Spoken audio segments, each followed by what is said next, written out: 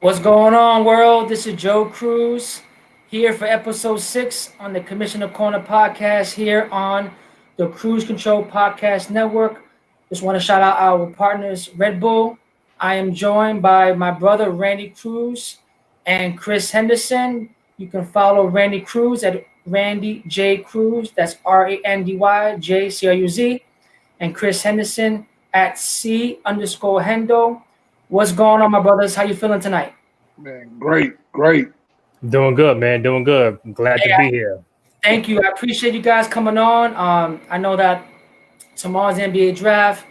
I just for my audience, Chris Hendo does a lot of work with Randy on many different podcasts.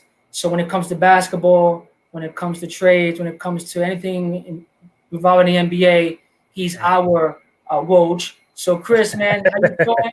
Let the world know what's going on, and we'll jump right into it. Oh man, just happy to be here. Once again, my name is C Hendo. Of course, my real name is Chris. I cover the Dallas Mavericks. This is going to be year number, I want to say 10 for me with the Mavericks covering them. So this is a good opportunity. I also cover other teams throughout the NBA when they obviously come in town. I interview all the players. I love video games. I love sneakers and music. So I kind of put all three together, and I talk to the players about that as well as basketball. Cover baseball as well. Man, just this is going to be a crazy week already as we see. Last night a lot of things changed, it looks like, in the landscape of the NBA. So I'm just happy to be here, man. So definitely ready to get to it. It's a pleasure. So before we proceed, anybody watching and our fans, subscribe to the Cruise Control Podcast Network on SoundCloud, Spotify, YouTube, Apple Podcasts. You can follow again Chris Henderson at C_Hendo on Twitter. He also he has content on chendo.com. So Chris, you started covering the Mavs. You said 10 years now? Yeah, it's been 10 years, yeah. Have you always been a Mavs fan? And if so, how long was that process? Oh man, so I've been covering the Mavs for 10 years. So I would say my first official year was the year before the championship. So, I really didn't get it. I was happy enough to come in and right when the championship. It's so funny how it works being a fan. I would say being a Mavs fan was difficult, man, because like my grandfather, he was a diehard Dallas Mavericks fan, and he had season tickets, and we would go to then Reunion Arena, which was the arena for the Mavericks at the time. And I remember, like I told them before, my first ever basketball jersey was Doug Smith, the Dallas Mavericks, number 34. So, I just been covering the Mavs, man. I've been a fan all my life now. Of course, when Michael Jordan played, I think all of us, in this case, you were a Knicks fan, you were a Jordan fan, so you had to be a Bulls fan. And obviously, I went through that stage. But man, I've always been a Mavericks fan. It's funny because I have a picture with Jason Kidd when I was younger, and then I had a picture with Jason Kidd last year. And I remember I showed it to him. I was like, man, I used to come to games and sit in the front row and ask for your autograph all the time. And he was just like, wow, you made me feel old. So, it's great that I was able to come in, obviously doing Dirk's prime and latter prime, and they won a championship. So I remember being one of those fans, did not know who Dirk Nowitzki was. And, when they drafted, when they drafted, rest in peace to Robert Tractor Trailer, I was like, okay, cool, whatever. And they traded for Dirk. I was livid. Like, I'm not going to lie to you. I didn't know nothing about Dirk. And, of course, you read the papers. There was several very known writers now that wrote that Dirk was going to be a bust. They didn't know anything about him. And now look at us now. So Dirk is obviously the greatest player in the franchise history. Yeah, man, it's been fun. And then, now I got this new kid, number 77, Luka Doncic in town. So, it's pretty cool that I was able to transition to that. Unfortunately, the last few years before Luka, I was in a situation where the team was obviously terrible. So, I had to endure that. But, yeah, man, been a lifelong Mavs fan. Man, it's just funny how it works, man, how, being a fan, then you're there. I forget sometimes that, I was once that kid in the crowd. So when I see those kids in the crowd wanting autographs, I was that kid, man. I was happy to get a picture with the 12th man on the team as long as he waved at me and gave me a fist pump or something. So it was pretty cool.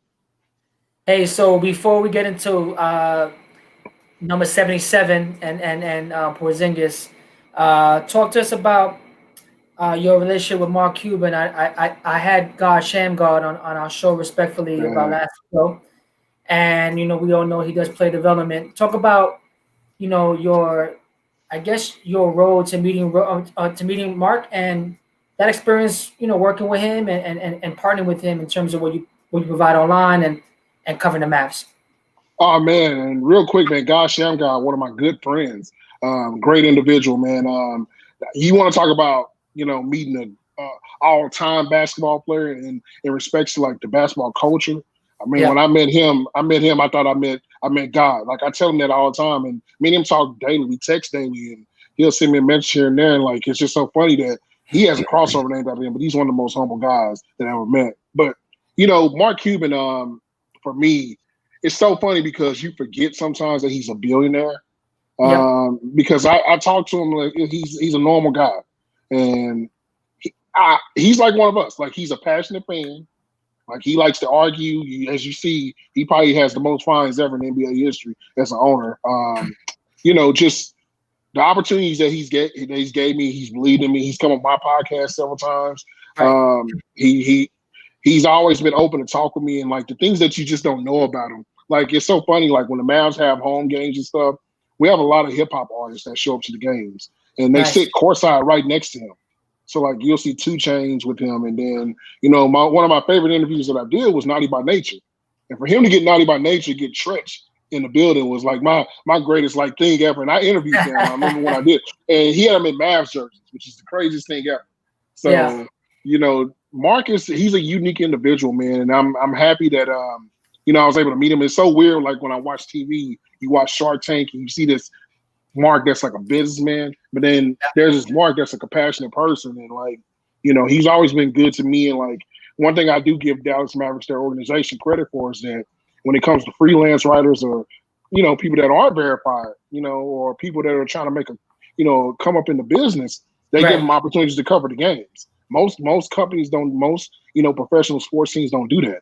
But Mark is really big about the media, and like I said, the opportunities that he presents me, man. Like when you have Mark Cuban, maybe I take it for granted because of our relationship, but like Mark, people tell me all the time, you have Mark Cuban on your thing. That's like the biggest thing ever, and I forget that Mark is who he is. Like I said, and like I said, Mark is just a great individual, man. I tell people all the time, your owner can make a difference. I know you guys are Knicks fans, at least I know Randy is, and I know that can be very bad because a lot of people say bad things about Dolan. But like, Mark has always been passionate about this team, and like he's a player's kind of owner. Like I've never heard a player say a bad thing about Mark Cuban. So, and you can ask any person that's been around him that's in the media. Mark Cuban's yeah, always been the man. He sits courtside. The funniest thing ever, I've never seen a professional owner of any kind of sports. He goes before the game. I get there, so if the game starts at 7:30 our time, I would get there at 4 o'clock, right? 4:30. Guess who's on the court shooting around before the game in workout clothes? Mark Mark Cuban. Cuban. Cuban. Every home game, he does that. And like every home game, he'll sit there for a minute, and then the media will walk up to him, like people who are there already, and he'll just give everybody time. Like this is the guy that is worth $1 billion. He ain't got to give none of us time, but he gives it. He's always open to interviews. He talks about everything, and like I said, Right, just the respect, the class that he brings. His story is so unique. Like right. he wasn't. People always think Mark Cuban he was born into money. He wasn't born into money. And I think that's the thing that a lot of people get misconstrued with him. So, he's always been a great individual, man. Like I said, I'm blessed at the fact that he's come on my show several times. I've interviewed him, and yeah, man, it's so fun because I want to ask him so much. But the funniest thing ever is that we never really talked about front office stuff. Maybe one time, and I think that was like when Luka first got drafted, and I was like, man, this may be a franchise change. And he was like, he said this may be the greatest move that we've ever made besides have Dirk Nowitzki. So. Yeah. So let me follow that question, and again, I'm gonna hold you to that because I mean, if I need Mark on this show and Randy on this show, we got to get that connected. But I think we can make that happen. I think I can make that happen for sure. okay, cool. Yeah. So speaking about Mark, excuse me, how do you compare him to other owners in the league? I know you primarily work with the Mavs, Mm-hmm. but can you talk about any other experiences that you see that's a straight comparison from his ownership to other ownerships or other owners in the league?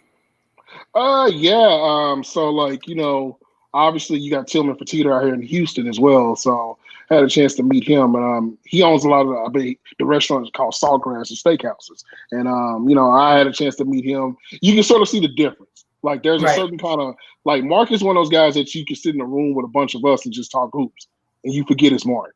Like a lot of those guys are really business owners. Not saying they don't know basketball, but he's very personable. I said, I had my only interaction with James Dolan was a handshake at All-Star Weekend, and I couldn't really say too much. Like I said, he was there, and I know a lot of people they were booing. That's the funniest thing ever. Like we were even in the game, and people were booing when they saw him. Like it was the weirdest thing, but. Comparing him to like owners, like even throughout sports, like I've been around. I met Jerry Jones, Cowboys.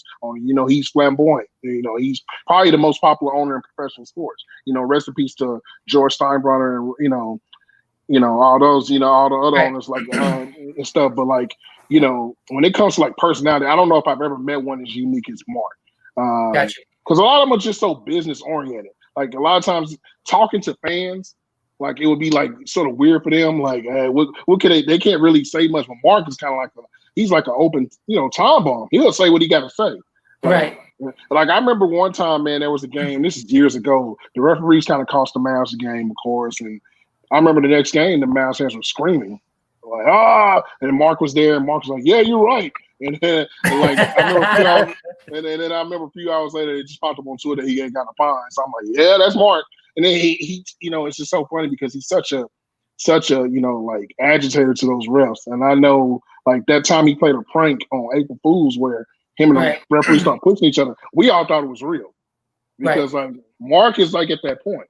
Like like I'm surprised the Mavs even have a championship because karma does itself. But like I said, he's one of those guys, man. Like I said, he's such a basketball guy. Like Jeannie Buss is the only person I could really think of when it came to that, like a passion to it. Because a lot of times it's a money-based thing, right? It's a revenue thing for them. But Jeannie Buss, Dr. Jerry Buss, obviously, I met him before he passed away. That was probably life-changing, obviously, because you're talking about historic preference there. And like I said, I don't know like any other like I've seen Clay Bennett before, who's Oklahoma City Thunder owner. I didn't speak with him that much, but Mark is the only person I've probably ever been around that he's willing to talk to anybody. Like if you're a guy off the street, he'll just talk to you. Like it won't be any kind of like flack with it. And I think you can ask him just about everything. He's gonna answer, which may be good or bad. So I know Rennie knows you well, and even though we look alike and we're like identical, I want to get to know you. So, question for you, from the player's perspective in the locker room. What is the feedback when Mark's name comes up? And again, I don't want this to be about Mark, but it's about the Dallas Mavericks, about the trades. But I want to get a feel from the player's perspective on how you're able to receive them in terms of what they think about Mark and his leadership and him being an owner for them. Man, it's so funny because like, rest in peace to Kobe Bryant. I'll just give you examples.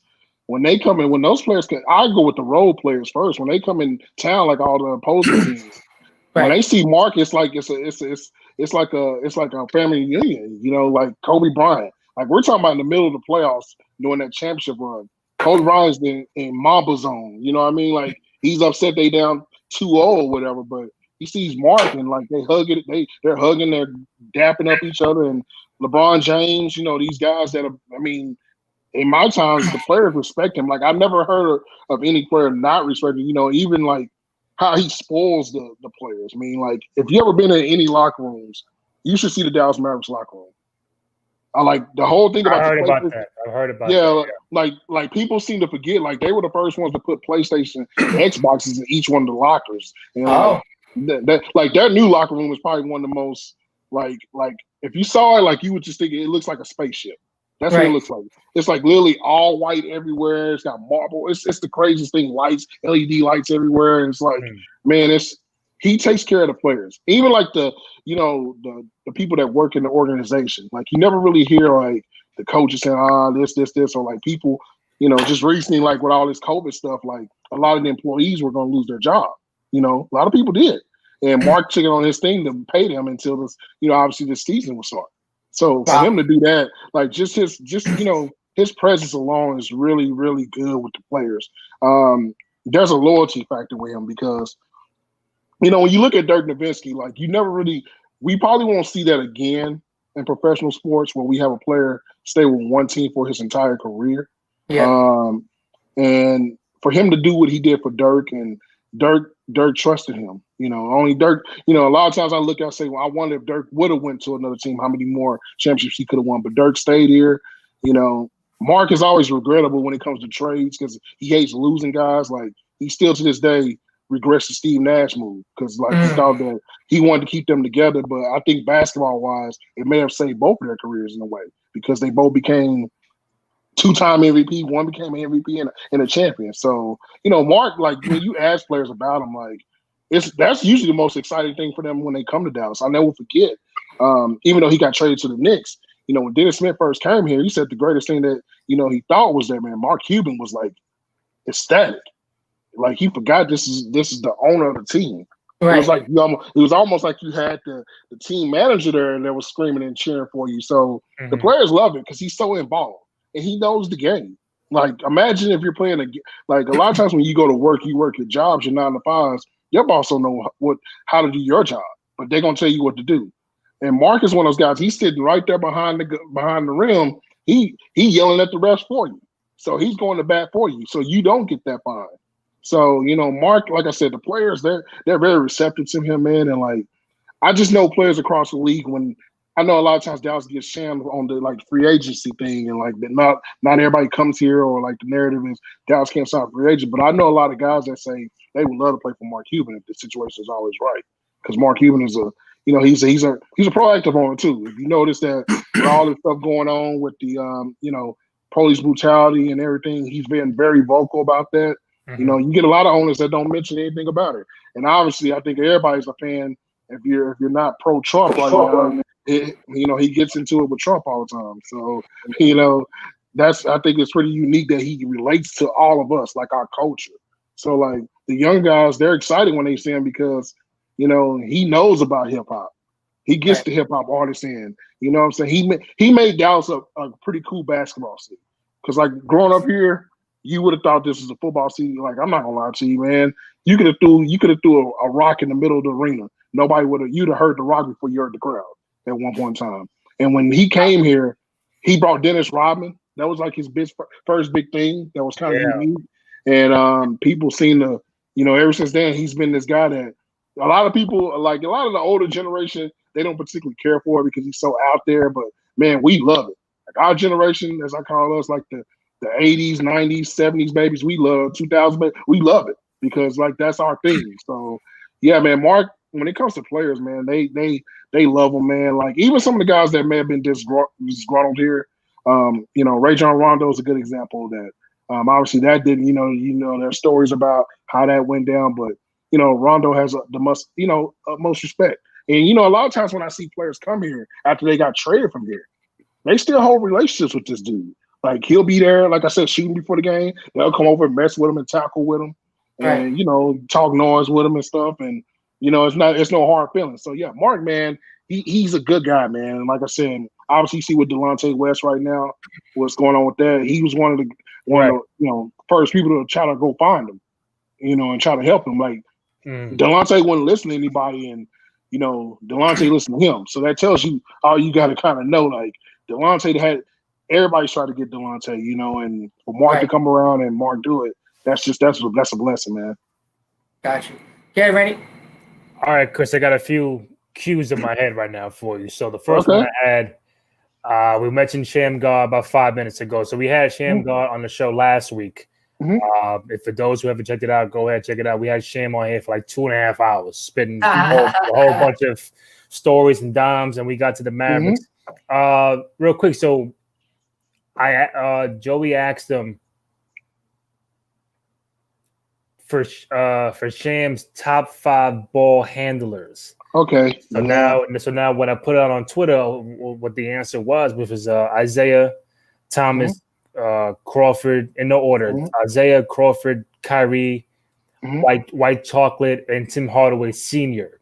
So everybody was hitting me, how come Sham didn't put AI in that conversation? And I said, well, he did mention AI a little later, but he was torn about putting AI there and not. But he said, I'm good with my 5. He did not put himself in that top 5. Even Crawford hit me up and saying, I respect that, but Sham should have put himself in there. How do you feel about those 5 ball handlers that Sham God mentioned? That is a classic argument that me and him have every home game, besides the dunk contest debate that you know about. That's on video because they got Vince Carter to come confront me about that. So that's another story. But yeah, man, because like I had Jamal Crawford on, and like Jamal's in my top 5. Like I said, I don't have an order, but you got to put Zeke in there, right? Isaiah Thomas is definitely in my top 5. Kyrie may be the best. Kyrie, I know a lot of people give him a bad rap, but when it comes to ball, I don't know if we've ever seen a guy like that. There was one game he had a move where he did this little fake out, like a little in and out, like the Steve Smith move that he did on Steph, like he did on Steph. I was like, oh my God, like he just does a lot of stuff with the ball. So I got Kyrie, him. I got Kyrie, Jamal, White Chocolate, man. Like I said, for a minute there, I tried to be a Sacramento Kings fan because of him. Like I remember when TNT wasn't the biggest thing on basketball like at that time, but I remember when they started doing TNT and they were showing Sacramento games. Like Doug Christie is one of my good friends. I tell him all the time, they made me enjoy basketball in the early 2000s when I thought it was all done because Michael Jordan was gone. Like I thought it was no hope. I was like, oh man, we done lost MJ. Yeah, he ain't gonna never be the same. White Chocolate was like my favorite. I hated the day they traded him for Mike Bibby. I love Mike, but I thought that was the worst thing else. So I got White Chocolate, Jamal, Kyrie. Man. No, you got 4. You said Isaiah, White Chocolate. Isaiah, Kyrie, Jamal, that's 4. So my 5th. So the 5th, like, since Sham got us, like I told him, I said, I don't know too many guys got a crossover named after them. Right. And that doesn't make sense to me. Like, I don't know who you could put in 5th over him. I always say it's him, but if I couldn't put him in there because he doesn't like to be in there, man, so many. But I got one, and I know nobody mentions this guy, but at one point in time, I don't know anybody in the world that wanted to go against Steve Francis. Like Steve Francis, man, I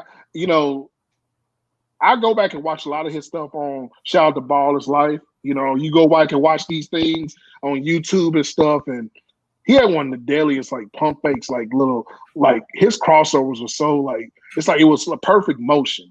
Obviously, Skip to My Lou comes to mind. Ray for Austin, Now if you go street ball, I start naming all the N1 dudes. Rest in peace to Alimo, all those guys. You can go all the hot sauce. Professor, of course, who's the man now. I can name all of them. Headache, shout out to Headache, all those guys. But yeah, man, I'm gonna say Steve Francis because there was a point in time where like people forget how he's gonna be one of those guys we look back like him, Stephon Marbury, right? And Baron Davis, those point guards that weren't like MVPs or like just the household names, even though they were to us. But they're gonna be forgot. Like Steve Francis at one time, man, was the man. Like people don't realize that he was the man. Like he was out there in the dunk contest, being 6 foot tall, probably doing his thing. And like I say, I got Steve Francis in my top 5. No disrespect to Allen Iverson, but the only thing I tell people this all the time with Allen Iverson, while I think he may be outside of, I think Zeke is the greatest small under, or 6 foot or under person not named Tiny Archibald. But I would say Iverson's right there with them. But Iverson's most patented crossover was considered today as a what? Carry. Exactly. Yeah, so you pawn the ball and all that stuff. But yeah, man, Rod Strickland comes to mind because I tell you what, Rod Strickland can handle the rock. You want to talk about Kyrie? I mean, that's like the implant of Kyrie right there, a mixture of all of them. So yeah, man. To me, I just feel like if you have a list, there is no way you don't put Kyrie in that list. Or I think he may be the only, like him and Jamal Crawford would always be unanimous because somebody could say Baron Davis, which I wouldn't have a problem with, Right. But like I said, White Chocolate Man and Steve Francis, that was a great time, man, for us in the 2000s. We were blessed to have those kind of guys, man. I wish we had them today for social media and stuff. Exactly. With that being said, we had Sham talk about Luka. So the question was out there about, is Luka right now a top 5 player in the NBA? So obviously, many would say LeBron, AD, Kawhi, James Harden, those guys.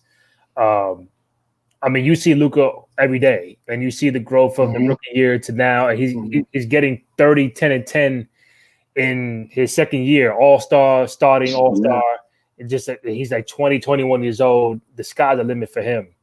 But in your honest opinion, do you agree with him saying that Luka right now is top 5 in the league right now? Or is he like in the outside looking in? I can put him at number 5. I could. And the reason why I would say he's top 5 is for one reason. Mm-hmm. I've never seen Rick Carlisle as a head coach. Even with Dirk, I've never seen him let up as much on a player. And that tells me all I need to know. And what I mean by let up is this. When one player makes a mistake, Rick Carlisle is quick to go to the bench, to the back of the line. Luka can make a turnover. He doesn't care. I've seen Luka check himself into a game. Imagine that. Rick Carlisle, like when you can do that to me, that lets me know you're at a different level. You checked himself in the game? Really? I literally, if I can remember, look, I know there's Mavs fans right now that are watching this. I need somebody to text me, tweet me. There was a game where he checked himself in. He was like, "Nah, I'm going." He literally just walked past Rick and just put himself in the game. And for him to do that, and I could be wrong on that. Maybe Rick may have told him in a slight little gesture way to come back in, but it didn't look like that from the way we saw it in the press box. So, I think from a skill standpoint, I remember pre-draft. I was all on social media, especially Facebook and Twitter. I was like, this kid Luka Doncic is unreal. I was asking NBA guys like Kevin Durant. I was asking some of the best NBA players like, have y'all seen this kid before? And obviously, OKC had a chance to match up with him when he was 16, 17 years old. And before the season started, they matched up with him, and all of them said the same thing. He is very skilled. Now, of course, the question became, is his athleticism going to be good enough for the NBA? And I just remember, last year, the first home game, they played Bradley Beal and the Washington Wizards. And Bradley Beal after the game said, I don't know if I've ever seen a 20-year-old look this good in my life. And that's an all-star two-guard, solid in the East. Telling you that. So that's yeah. And every time I've interviewed players, I kind of, for the sake of the Mavericks fans, and that fan base, obviously, I ask every player, what do you think about this Luka kid? And the same answer comes up, unreal. Like, they all get this, like, a lot of them saying it's like watching a prodigy almost. Like, a lot of times it's so weird how it is, like, because he's not the fastest. He's not the most athletic. Mm. He may not even have the best handles in the world. Obviously, he doesn't have the best passing. He definitely not the best shooter, but it's like the game looks so easy. And I remember a quote that he had where he said, "The NBA is going to be very easy at scoring." And I remember a lot of people took that as an arrogant comment, like, "Oh man, here we go. They're gonna rope him up." And he's come in here and he's at the age of 20 now, 21. He's already a threat. And what I mean by threat is like, people now can say Dallas is a playoff team because of him, not Dirk. And I don't know, like, look, in the last 15, 20 years, I've never seen a 2009 named LeBron have that impact. Like, it's very rare when you get a guy that season already. And also he has experience, because the number one thing players mention is this. He was a kid playing against grown men. So it's sort of an advantage for him to, like, if you had the uncle that was a boxer and you sparred versus him, as you become a pro, the experience that you had was already there. So I would say definitely, if you were doing a draft, see, that's the question that I would ask. And I ask people all the time, because when I say top 5, you say, "Oh, no, he's not." But then I ask this: if you could draft a player today, if you were number 5 in the draft, LeBron James is gone, Giannis is probably gone, AD is gone, and whoever you got fourth. There's no way I would look up and say, if you had a choice between James Harden and Luka right now, who would you take? Probably just Luka. going forward. Yeah. Luka. So my thing is this: for him to even be in that class, and he's only 21 years old. Like, I don't even know. Like, we could have said it. So I'm thinking about LeBron. So when LeBron came in the league, let's say age 21. This is the year before the finals, I believe, that he went to. So we're talking about 2006. Was LeBron considered a top 5 player at that point? With Kobe in the league, Trace McGrady still in his prime, whatever, before the injury started. 06? Yeah. Carmelo Anthony's in the league. At that time, you had what? Kobe, Duncan, Garnett, Dirk was MVP that. Yeah, Dirk's MVP that year. D-Wade. Yeah, D-Wade. So I just don't know if we've ever seen a guy at this age. Like, maybe Magic Johnson's the first one that comes to my age 20. Mm-hmm. That was like when you knew, because like Magic Johnson age 20 was in the finals, right? or whatever it was. So he was like Finals MVP at this point, 21. So like, I don't know from a skill standpoint, have we ever seen a guy this developed already? Because LeBron was more like, okay, we knew he had a great IQ, he had skill, but his biggest thing was he was a freak, an athletic freak. Whereas Luka's like, there's not an athletic. Like if you saw Luka in person, people forget that he was if you didn't realize how tall he was. Like he doesn't present himself as like the ultimate like robot, like superhuman kind of player. So yeah, man, I would put him in my top 5. I was so happy the Mavericks drafted him because I was afraid that I just knew Phoenix would do the right thing. And I'm not saying Ayton is a bad player, but when you go get his head coach and you do everything in the world, you scout this guy, you get his head coach for the first year, you get his head coach from Real Madrid. You do everything in your power, and you draft DeAndre Ayton. Then, of course, I'm thinking, oh, well, Sacramento got to go get him, right? Come on, man. Levi hates his dad. So guess what? They skipped him. They go get Marvin Bagley. And look, Marvin Bagley's my guy, but boy, I would hate to be known as the guy that got drafted. And then, of course, Atlanta. Look, Trae Young is going to be one of the best players that we see in this generation. Right. But I wonder, do you go back? If they go back today, do they not take Luka? Like, I just can't imagine. I can't imagine. Like, look, I get it maybe from a, I hate to bring it up, but like from a race standpoint, Atlanta is predominantly black. Maybe the ideal of like having a European player as your headlining player may not work in Atlanta from a ticket sales standpoint. So maybe that was the case. But Trae Young is going to be a great NBA All-Star. I think they make the playoffs this coming up year because of that as well. So we're going to see. But, yeah, man, Luka, man, when the old heads start coming to you, I remember, man, we were at a game, man, and Larry Bird is at this game. And look, y'all, I don't get afraid of many guys. I've been around LeBron, KD. I don't get many, I don't get too afraid of certain guys, right? You got afraid of Bird? Got afraid of Bird? Man, I got afraid of Bird because, like, first off, you hear the stories and then you see the videos. It's like, oh, man, he is no way he should be doing that. Like, he was the slowest guy on the court, but he was just amazing. Yeah. And I remember Larry Bird said that kid got skill. And he said, I've never said much about, many kids outside LeBron, but he's the next thing. Seriously. He's a problem. And people started throwing out the comparisons with him and Larry Bird because obviously skin color is one reason why, as and also the flair. Like, look, Luka plays with a certain flair. He makes the ooh-ah player, and once my Bird did the same thing, but they do it at their pace. So yeah, man, I'll put Dirk. I'm put Luka in my top 5. I think if I was drafting, I mean, look. I love LeBron. I think LeBron's the best player in the world still today. But if you're drafting today, I don't know how you can convince somebody to take, maybe not Giannis or AD or LeBron. I don't know how you can tell somebody I could take such and such over Luka right now. Like, I just don't see how. I don't see how. Like, this dude's only 21 years old. We don't know what the rest of the future is going to look like. And people say he's maxed out on his peak potential. Well, if he's averaging 30, 10, and 9 in his peak potential at age 21, my God, we're going to have that for the next 10 years? Come on, man. No question.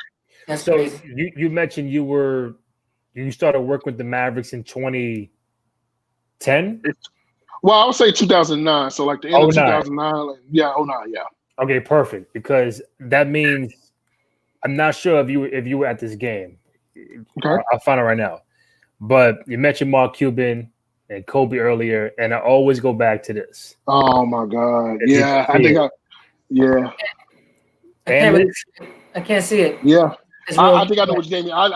Is this a 63-point game? He says amnesty that to Mark Cuban because now the story was that Mark Cuban was saying that Kobe had the big contract. LA should amnesty Kobe Bryant, and that he had a big game against the Mavericks in Dallas. And the first tweet Kobe said was amnesty that. Yes. yeah. Mark to this day regrets that because Kobe had a vengeance now for us. I think it all started with the 63-point game. Like Kobe goes off on us, and like we had bad history versus the Lakers as an organization. Like y'all don't remember you guys may remember this, but a lot of basketball fans don't realize we had the ugliest uniforms ever when we faced the Lakers that night. When we had the silver uniform. Yeah. And I remember that was probably the first year during the prime of like Dirk and like great things that happened. I did not feel good about that team because we had both Antoines. we had all this stuff on there, and I was like, oh man, this ain't gonna go good. And of course, like I said, you love Mark Cuban, but then there's the other Mark Cuban. He's gonna say something crazy that's gonna probably rile up one of the players, and of course, it's Kobe. Out of all people you rile up, it's Kobe. And it's so funny. They talked about that one day, and when Mark had a good relationship with Kobe, because you got to remember, there was a rumor. Well, it wasn't a rumor. It was pretty much a done deal. Pre all this happening, Kobe was supposed to be a Dallas Maverick. There was a trade on the table. If you go look at the history of that, the Mavs had a trade on the table, and Jerry West, I believe, at the last minute vetoed the trade because he had to think about it. But the Mavs would end up having Kobe Bryant on that team. They tried their hardest to get Kobe. They won't for who? Kobe For who? I think at the time it was going to be Steve Nash, Michael Finley. So obviously you're going to get Steve Nash where he's the MVP. So you're going to get an MVP pair. I think the idea was to pair Dirk and Kobe. Wow. And there's been variations of that story, but Mark confirmed it with me that they were all in on getting him. It was going to be him or Shaq. And this is right after everything happened in 2004 with the whole breakup. They had their fake super team with Karl Malone and all them. And here comes, the Mavs had the assets. Like they had, like you said, Steve Nash. You had all these guys that still can play. And the Mavs were trying to, I guess Mark wanted to really go in all on Kobe. Like, I don't know the exact variation of it, but there was always admiration to get Kobe. Mm-hmm. And so obviously he didn't hate Kobe. So, but I know Mark. Mark sometimes likes to play chess. He'll tell a player, like, I know there's history between him and Carmelo Anthony, of course. Those Denver series are crazy.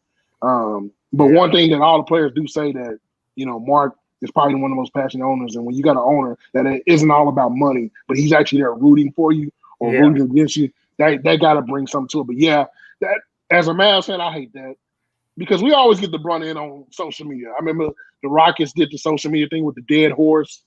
They got the social media person part. Like, yeah, now we can bring that up now because it's over for them. Mm. So, I just think that like it's crazy. Didn't Puffy design those uniforms, the green ones or the silver ones, right?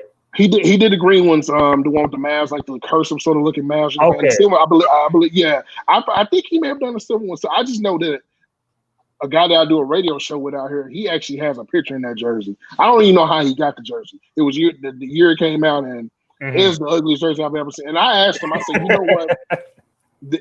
For the sake of basketball, y'all should bring that back for one night just to give us that, that throwback. Because you know what? A lot of times when we thought jerseys were ugly, now they probably look pretty cool. Because, like, I'm not going to lie to you. There were people who thought the Vancouver Grizzlies jerseys were ugly. Now they look greatest throwbacks ever. Mm-hmm. So that's a fact. Yeah.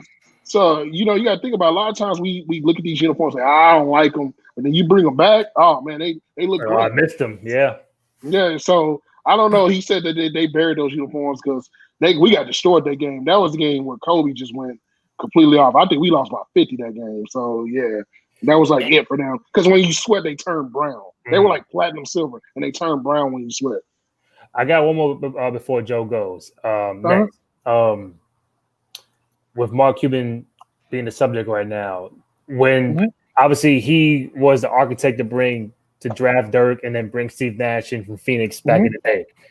Now when he trades for Luka, in his mind, now with here in New York about the possibility of KP wanting out. Mm-hmm. And do you think in Mark Cuban's mind, he's saying, all right, I can recreate Dirk and Nash 2.0 with Luka, and I got to get Porzingis here. Do you think in that process, he wants to create a 2.0 of Nash and Dirk by having Luka and KP on the Mavericks? Oh, yeah. I remember I asked him that. I said, this is sort of reminiscent of having those two. You may have a better version of those two with these two young ones because they're already ready sort of to play. Like Dirk didn't really blossom until, maybe 2003, 2000, when we started seeing more of Dirk. Like, okay, he could be the guy potentially. Nash obviously was a late bloomer because even Nash, he was an all-star with the Mavericks, but he wasn't MVP Steve Nash. Mm-hmm. So, he's thought about that, but he also said that we never had those two guys. Like, we got them when they were young because Nash was already in Phoenix for a couple of years. So, the story was that we didn't know if he was going to be good enough to be in the NBA, maybe a good role player, but he ended up being an MVP, obviously. But his whole thing was like this. there is nobody you can really compare to Luka. But the whole thing with KP was like, man, he's Dirk's height, obviously taller. He can shoot like Dirk. He can shoot pretty good, but Dirk is obviously one of the greatest mid-range shooters ever, but he can do everything. And if I can get him paired up with this kid, because he's thinking his logic is this. When you look across the league with the Giannis situation, Milwaukee is scrapping right now to put pieces together so he doesn't leave. The fear that the Mavericks have is like, look, we may not hit on free agency, but we may have just hit in the draft with one of the greatest players ever. That could be potentially one of the greatest players ever. We got to make sure that he has all the pieces. So he can't say, well, the reason why I left is because y'all didn't want to trade J.J. Hickson for Amari Stoudemire. You see what I'm saying? So like you can't, you know what I mean? Like, so yeah, man, I think he wanted that duo because the league is going back to that. And that's what I love about this NBA now. We're not getting the big threes unless case Brooklyn pulls off this James Harden trade. It's getting back to that old like hero sidekick on each team. And I like that because we don't know, it gives some sort of uncertainty. And what great feeling to have is to have a 21-year-old now and a 24-year-old. And I mean, I know for Knicks fans it's tough because, KP, and obviously now with Mavs fans, we know KP's not going to be ready for the season. The injuries are concerning, but, you still got Luka. And if both of those guys are healthy, we saw what they did versus the Clippers, being young guys. Luka's first playoff series was versus the Clippers. And you're literally one KP injury away from making it to the next round. So I think that Mark looked at that and said, we got to get him. And I also think that the standpoint, when someone's unhappy, you got to hit when the iron's hot. Like, look, man, I love Dennis Smith. He's one of my good friends, but I don't know if there's any way possible I would say no to that trade if I was a Mavericks fan. Like, I know there was some uncertainty, but you getting the guy at 24, 25 years old in KP that, the future is bright. Yes, he has injury concerns, but when he's healthy, he's a problem. Now, the best thing that you have is this. He's not your main guy. He's one of your guys. He's the second best player on your team right now. And then I think in most cases, KP in certain cases could be your best guy because, look, he has a rare thing that Luka doesn't have, and that's size. He has height, and nobody can stop 7 foot. When he's on fire, we saw in the playoffs versus the Clippers, he had a game where he was just unstoppable. And I was like, oh, my God, if this is the KP that you can get along with Luka, oh, man, you got the next 10 years. Think about this. 10 years from now, KP is 34 and Luka is 31. Wow. So just think about that. You could be able to build around that. I think he understands that, like, the blueprint was Oklahoma City. All these great teams that we've seen where they had the dynamic duos early and let them learn together. And now they got a coach that, that understands the game, that knows how to coach egos and stuff. And, we'll see. But I do know for sure he was like, I didn't know what they were going to do at first, but I think the thing that changed that was the fact that the Mavericks were competitive that second year. And people don't seem to realize that before they got KP, we had Wesley Matthews, DeAndre Jordan, all these guys, and they were actually winning basketball games. And it was like, okay, then Luka took this next step in his rookie year. Like, it was already there. He's already averaging 25, 7, and 4. All right, we got to figure out something here because we can't walk out with the same team next year and just be 500. Right. And you saw the difference when KP and Luka on the floor together. This team was before KP Luka got hurt early in the year, the Mavs were a top 3, 4 seed in the West. And, things happen, injuries, but yeah, man, I think he knew. And I also think that, like, when you are familiar, and I also think we need to credit Donnie Nelson. Donnie Nelson, True. The son of Don Nelson, he's the main reason why you got Luka. Because I hate to give Mark the bad rap on Nelson, but the story is the Mavericks wasn't almost. Donnie Nelson wanted to draft Giannis, and Mark Cuban told him no. That was a story that's been told. I don't know how true it is. You can go look this up. I know people have different. I don't know if Mark would do that, but apparently there was a story about that, and Donnie Nelson had been scouting Luka forever, so he knew. And then, of course, I've always heard the rumbles around here about KP for years. Like, man, because KP used to be the heir apparent to Dirk. Like, okay, we got to get him in here somehow. And luckily, I mean, look, The Knicks got a couple picks out of it. I don't think any of the players outside of Dennis are still on the team anymore. So, the Mavs got lucky. And I think Mark's idea is this. If we can't sign nobody, we're going to trade for them. And we traded for 2 of those guys. We didn't draft Luka. We traded for him in the draft. Right. You didn't draft KP. You traded for him. Think about this. For Luka Doncic, you got Cam Reddish. You gave up Cam Reddish and Trae Young. Just think about that. And for KP, you gave up. Not bad. And for KP, you gave up DeAndre Jordan, who's no longer on the team. Wesley Matthews, who's no longer on the team. Dennis Smith Jr. and 2 picks that we may not even be good picks now that the Mavericks are a legitimate playoff team. So, and when you see the Knicks roster, all we got left is Dennis Smith and those draft picks. No Jordan, no Matthews, and it was just. Listen, we could talk all day about that KP trade, about whether it was good or not for New York, whether they wanted it, whether KP wanted to stay. I don't know. I'm asking you this before Joe goes next. If Luka and KP remain healthy and don't get traded somewhere else, and they on the Mavs for the next 10 years, should the Mavericks have one title with those 2 guys on the roster, at least? I would say 1, because I think that right now in the NBA, when you look at the best teams right now, the Lakers obviously got LeBron and AD. I don't know what AD's health is going to be like in the next 5 years, because that's his biggest concern. He's obviously one of the 3 best players in the world, but you can't trust yourself. And look, if LeBron's playing 10 years from now, my God, he's the greatest player ever, right? We all need to concede that. At this point. Right. Look, I'm already saying if he makes it to year 20 like this, I may have to go. We're gonna have to concede that greatest player thing. Like, I get it, but because I mean, right now when you look at the league, what team has outside of Boston with Jason Tatum and Brown? I don't know another team that has those kind of 2 players where you can say legitimately, like, we're talking about one guy that could be the best player in the league, and the other guys literally could be top 10 when he's healthy. I don't know if another team is built like that right now. So, and also they're getting their wounds out the way. Like, they're already getting their little losing out the way. Hopefully the injuries don't happen, because both of them, the biggest concern for both of those guys, and even though Luka plays hurt, Luka's had several ankle injuries where it sort of set him back 10, 12 games here and there. KP, obviously, the injury history just speaks up. That's the biggest concern with KP. A lot of people don't want KP because of the injuries.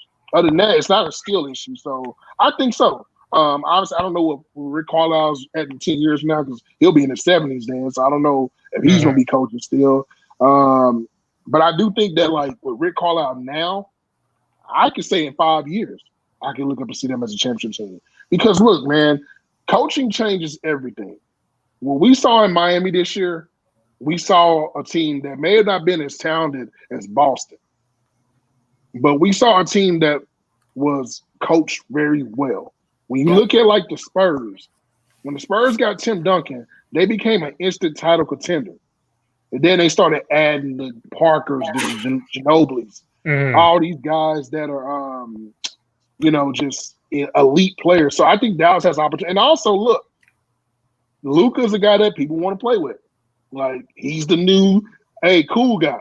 Because I think that's a good thing for the Mavericks. They finally, like, look, Dirk was a great guy. Dirk is one of my favorite people.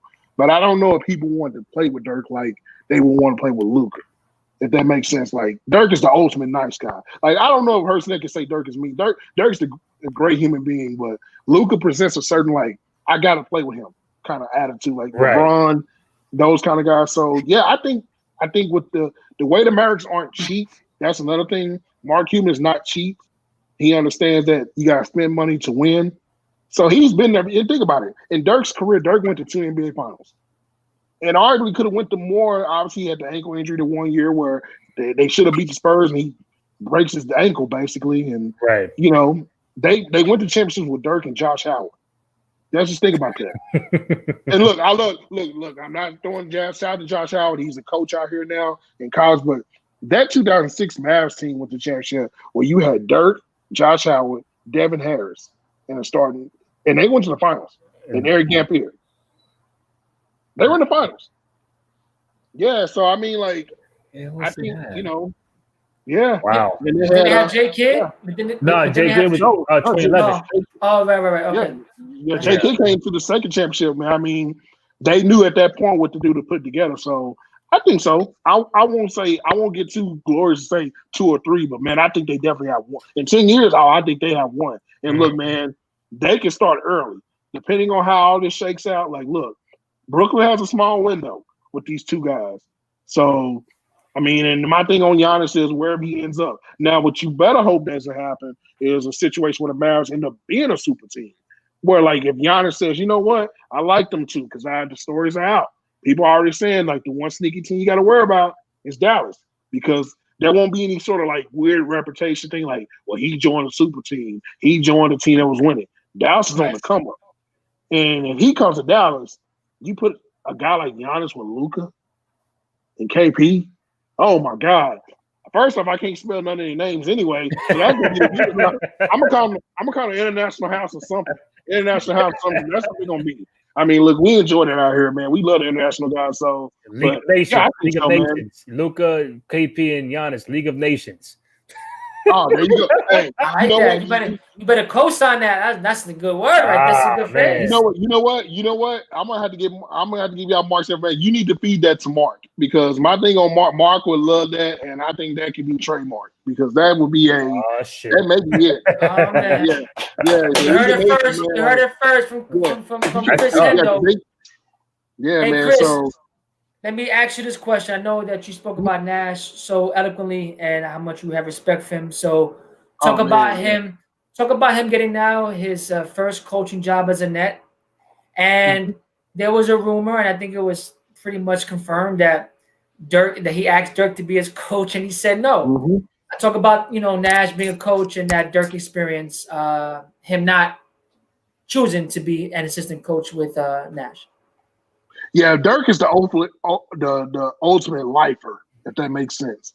Like, he's never going to do anything outside of Dallas. Like, look, I think you can offer Dirk all the money in the world. He would never go to another franchise and help them out in no kind of facet. Like, he is the ultimate, I'm Dallas, pro Dallas, everything. Like, he could have left Dallas many a times. He took pay cuts for us to go sign, Chris Kaman. Sign all these guys that weren't all-stars, or maybe not, I won't say one all-stars, but, he wasn't going to do that. But now Steve Nash, I mean, look, my first interview in the NBA was Steve Nash, ironically. So, really? Steve holds a special place in my basketball heart, because, he's a great guy.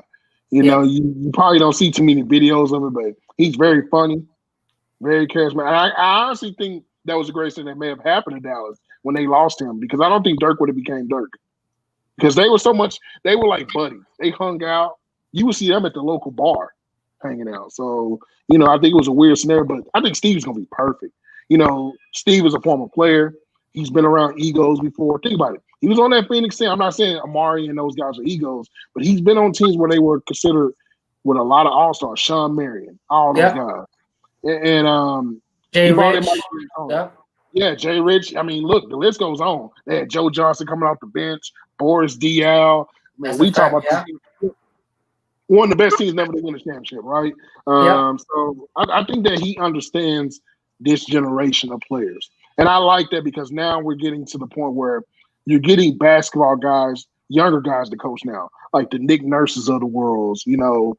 There's a lot of young coaches. Like, I don't like to see retreads. Like, a lot of times we're getting a lot of retreads in basketball, like guys that are getting 10 opportunities to coach. Like, no offense, I love Thibodeau, what he brings, but man, I would have loved to see, some young guy like not saying like Monty Williams, obviously, but like somebody that hadn't had an opportunity to coach. Right. Like, Steven Silas just got a job out in Houston. One of the best assistant coaches I've ever met. Obviously a Dallas Maverick guy. So, but yeah, Steve, man, look, when you get co-signed by Kyrie and KD, and I'm not going to say KD so much, but Kyrie co-signed for you, that's huge. And it's not saying that's a bad thing on Kyrie, but, the reputation comes with it. He's a smart basketball guy. Like, look, I know Steve Nash gets, excuse my language, shitted on for winning 10 MVPs. Because a lot of people say he shouldn't have won the MVPs, right? Like they always throw that up that Shaq should have won one, Kobe should have won one. But Steve Nash is a basketball savant when it comes to like the game. The way he understands the game, and he's been the guy that wasn't the guy. So what better coach would you have? As he could tell you, like, look, man, I was the guy that sat the bench that everybody thought couldn't play. Right. And then I became this 2-time MVP. I mean, if you got a young team, that would be the ideal dream. And I think he'll be fine. Look, he has Mike D'Antoni there as an assistant, which I think that's the perfect thing for Mike D'Antoni. Speaking of retrench, I think that's the perfect thing. Him assistant coach, he can just focus on that offense, get the offense to be running and stuff. And I think it's a great opportunity. I think it's a great opportunity for him, man. And look, him, Steve Kerr, they're blessed to get opportunities to coach well-established teams because most of these guys don't get that situation. A lot of them come to the NBA, they got to coach the worst team in the league. So, he's going to get an opportunity to shine. Hopefully they don't do anything crazy where if Brooklyn loses in the first year in the first round, they fire him because off of like, hey, he didn't do anything. But I think he's going to be fine, man. Like he has such a basketball mind. Like he was an intricate part of the Warriors. I remember asking Klay Thompson about that. Like, how was Steve Nash? Like, he's never got brought up in that Warriors scenario, if you ever noticed. We never hear about Steve Nash in that war. You'll hear little itty bitty stories, but KD brought it up. Klay Thompson said he was a great part of the organization. This is a guy that, like you said, story alone makes you want to listen to him. So, and he's smart. Man, like, my God. He has rare numbers in the NBA, 50, 40, 90. The list goes on and on. So I think from an IQ standpoint, I love the move. I hope that he succeeds at it. I hope it's not too much though, because you are going to be coaching KD, and I think KD is obviously one of the best players in the world. But then you got Kyrie too, and like I said, we all got our opinions on Kyrie. I think Kyrie's a hell of a basketball player, but there's this other side that people seem to think Kyrie is the most uncoachable player. So we're gonna see. Yeah. I think it may be the best of both worlds. So let me ask you that real quick because I want to go into these NBA trades and updates and drafts. So you mentioned about Steve Nash and Kyrie. How do you think Steve Nash's presence or Steve Nash's basketball savant would rub off or help Kyrie's game to what we think already is great? How can he become greater working with Steve Nash? I think the ideal of managing a team. Steve Nash was able to make Sean Marion, Amari Stoudemire, like we mentioned that Phoenix team from those early mid-2000s or late 2000s. He was able to get those egos aside and make those guys work together. Right. I think Kyrie has never been able to lead a team, if that makes sense. He's always been a great player, but the leadership part was always been the issue. Like, look, we know Kyrie can get a bucket. We know Kyrie is Showtime, everything. But we never said once that Kyrie was the greatest leader in the world. It's seemingly funny. Every team that he's left has gotten better. That makes sense. Outside of Cleveland. Obviously LeBron, LeBron got to the finals out there, but Boston seemed to play better basketball when he left, right? So, I think that maybe he learns a lot from the leadership side. And also, look, man, there's some skill set things there that can be taught. Like, look, Nash is, like I said, in that red class 50, 40, 90. Kyrie ain't never been in there. Now, KD has, but Kyrie ain't never been in that situation. So maybe Kyrie teaches him a few things, like, hey, how to make those extra passes, how to not waste the shot clock out by dribbling 20 seconds out of the shot clock. Right. We want to see that as fans. I enjoy it because it's Kyrie. But I think that, I think from a mental standpoint, it's going to be huge because what better person to know? I mean, Steve Nash done played with some crazy people. So, Steve Nash done been in the league, so who wouldn't know about egos? Who wouldn't know? And it's great that you get somebody that was in that generation. And I think there's a respect there because how could you go to a 2-time MVP and say, well, you don't know nothing about basketball? See, to me, I think the whole time. My thing is this. I think the thing is this with Kyrie is respect. Get respect. Brad Stevens was, he's a good coach, but Brad Stevens ain't got no skins on the wall outside of what he did at Butler. You know what I mean? So we're not saying, hey, and then he had who he had in Cleveland, Frank Vogel, the list go, not Frank Vogel, he had all those coaches in Cleveland. None of them guys were like NBA Hall of Famers. They were just good coaches or okay coaches. Now he has legitimately one of the greatest point guards ever as his head coach. What are you going to tell him? Oh, you don't know nothing about basketball, bro. I was a 2-time MVP before I even came here. Exactly. So I'm in the Basketball Hall of Fame. I'm in the Yeah, yeah, basketball Hall of yeah. Fame, my brother. So I'm at considered his probably the position. greatest. Yeah, he's the greatest player to come out of his country. If that makes sense. He's from Canada. He's the greatest Canadian basketball player we've ever seen. Seriously. So talking about point guards, yesterday you was on Randy's show. You mentioned Mm-hmm. about a player that potentially would have went to the Boston Celtics. We fact checked it. It almost was. It was true.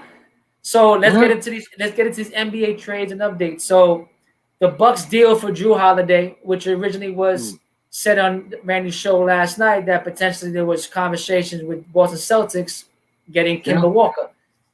How do you feel this trade went down in the middle of the night with the Bucks, and how is Drew Holiday going to make Giannis stay, and will he make the team better? Oh man, Drew Holiday, look, he's one of my favorite I won't say none because he's been an all-star, but he's one of my favorite players that's under the radar. I think he's the most underrated player in the NBA. Defensively, he is a dog. You ask any player that if you cover the NBA right now, you ask any guard, ask any point guard right now, who's the toughest matchup? They ain't saying Patrick Beverly, y'all. They saying Drew Holiday. Drew Holiday is everybody's worst nightmare. He can run the court. He can give you 20, 25. He can close out games for Milwaukee. I like the trade for Milwaukee. Look, I know people saying, well, you gave up 3 first rounders. Man, if that team is still good in 3 years from now, none of them picks don't mean anything. What, you going to get number 25 every year, 22? Mm-hmm. You know what I mean? It may turn to something, but I like the move. I think it helps that team because he's an upgrade over Eric Bledsoe and George Hill.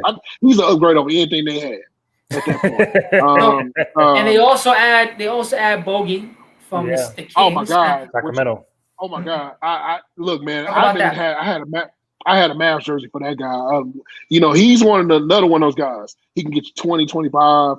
He's a hell of an offensive guy. He may not be great defensively. That's what you got Drew Holiday for in that backcourt. He can score. And you're telling me right now he's your 4th best player? Man, that's pretty impressive. I mean, we seem to still forget Chris Middleton's still on this team. No, for sure. So I think that, does it help you keep Giannis? I think so. I think that I think Giannis looks at this and say, hey man, as long as Brooklyn don't get James Harden, we may be in good shape here. We got a good enough team. Think about it. If they matched up today, as the teams are set up, where Brooklyn has just KD, Kyrie, Karis LeVert, and those guys, and Milwaukee has those guys, I think Milwaukee's the better team today. Because I think that, you don't know the certainty of one person's health versus another person's ego getting away on one team. Where I know in Milwaukee, you ain't got to worry about Drew. Look, Drew, he'll sit in the back. Dog, Drew sat in the background in New Orleans, y'all. He went through that and he still played well. He still, I think Randy put up the numbers between him and Kyrie, him and Kemba last night. You would have thought that Kemba had way better numbers than Drew Holiday. Yeah. If you go put up the numbers, my God, Drew Holiday was legitimately better as a basketball player. And sometimes they forget that Drew Holiday was an all-star in Philly. Man, so he's not. I mean, he's definitely an upgrade. And no disrespect to Eric Bledsoe and to George Hill, he's definitely upgradable. You get a lockdown defender as a point guard. You get a taller guard, right, that can move and run an offense. You got a nice shooting guard, Bogey, who's experienced. Closer. You got a solid small forward with Middleton. You got Giannis and you got Brook Lopez. I mean, in the East, what do you think Milwaukee will fare up in the East now with Brooklyn potentially adding Harden, if that's even going to be reality? And you still got the Heat out there. You still got Toronto. I mean, what we looking Boston, like? Yeah. And Boston, yes. I think they're easily one of the 3 best teams in the East. I don't think Miami beats them now because there's no way Tyler Hero and Duncan Robinson had those games if Drew Holiday is on the floor. Drew Holiday is a nightmare. I'm telling you guys, if you ask any NBA player, he's a nightmare on the defensive end. He's a nightmare because not only can he D you up, he can score. And that's the worst thing. Like with Patrick Beverly, look, he can play great defense or whatever you want to call it, but he ain't out there giving nobody 20, 25. Right. This dude can give you 25 and he's quick. He's fast, athletic. He don't need the ball in his hand. So I think right now, man, my issue with Boston is another story. I just think that I love Kemba. Kemba's my guy. look, man, I wanted Kemba in Dallas when he was a free agent. Like I was really trying to get that to go, and but I don't know if they fit together. Because like Drew Holiday makes so much sense because he don't need the ball in his hand, y'all, and he's gonna play defense. And if you could have put Marcus Smart and Kemba together, Marcus Smart and Drew Holiday in the backcourt together, oh yeah, and two of the best defensive guards in the league. Yep. Oh, yep. And then you go get Steven, and then you can potentially get Steven Adams to play the 5. Oh, then you may be talking about the best team in the East. But I do think today Milwaukee may have the best starting 5 in the East by far. I don't think it's close because when you look at their 5. Chris Middleton is a great shooter. He's a great third scorer, so he's going to be your third guy. You got Giannis. You know what Giannis is. Brook Lopez, man, he's made a new career of shooting threes and being an outside guy. And he can play defense. Yeah, he revenge himself. And Bogdanovich is your 4th best scorer, and he can score 22 on you. Oh, man. And then you get Drew Holiday. So all they need to do is get some backups, some role players to come there and, hey, if they can settle out for 1 year, maybe see if Lou Williams is available. Get a guy that can be a sparker because they need a guy that come out the bench like a Jason Terry, a guy that can just score. When all them having a bad night, here he comes. So I think that right now, to me, because they still got their core pieces. They still got Brook, they still got Giannis, and they still got Chris Middleton. Right. They're not doing a rebound. And to me, they're more ready to win a championship right now. The issue that you have is their head coach. Like, I like Mike Budenholzer, but I don't know if he's a championship coach. Mm-hmm. So maybe they make that change. But other than that, my God, like, I love the move. Like, I was really thinking Boston was going to do it, and obviously the story came out. The Gordon Hayward scenario came out, and look, I was thinking that Boston had everything together, but yeah, man, this team is going all in. I think it also gives Giannis an indication, like, look, they not playing. Like, look, they really trying to put the pieces around me. So, I'll tell you this: Giannis better have a better playoff.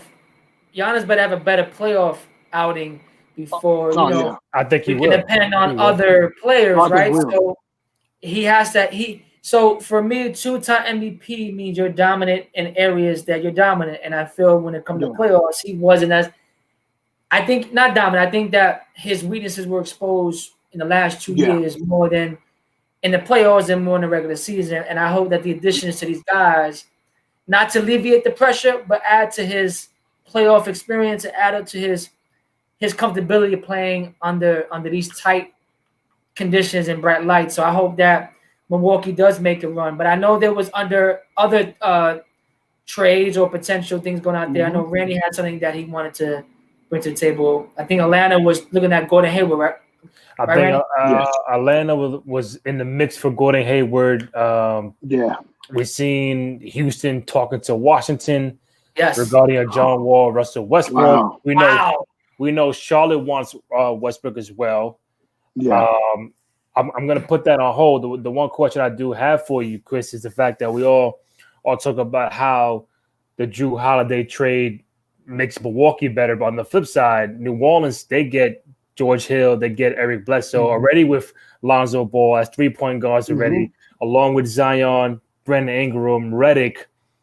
So, one, I doubt all 3-point guards stay on that team. I think one's going to go. If somebody's going to go, do you think Lonzo is the one that's going to go, or do you think they reship Bledsoe or George Hill out of it? Like, how does the deal work for New Orleans now? I think Eric Bledsoe could be a Laker. Obviously, the affinity LeBron has for Eric Bledsoe. We know the stories from the past. I think that could be a possibility, buyout. I don't think any of those guys are going to be on that team personally. I think that they may try to go get a point guard. I think that they look at this team as a young team, and we don't know what Brandon Ingram's situation is either. He's a restricted guy. I haven't heard anything. So I don't know if that some team is going to go say, look, man, we're going to offer him the bag, and do they match it? I mean, I think they do, but at the same time, they probably look and say, hey, man, we got Giannis. We got Zion, so we can figure it out in a few more years what we want to do with this team. So I think that, like, for them, like I said, it's so weird because they got a lot of talent. They got a lot of guys over there, a lot.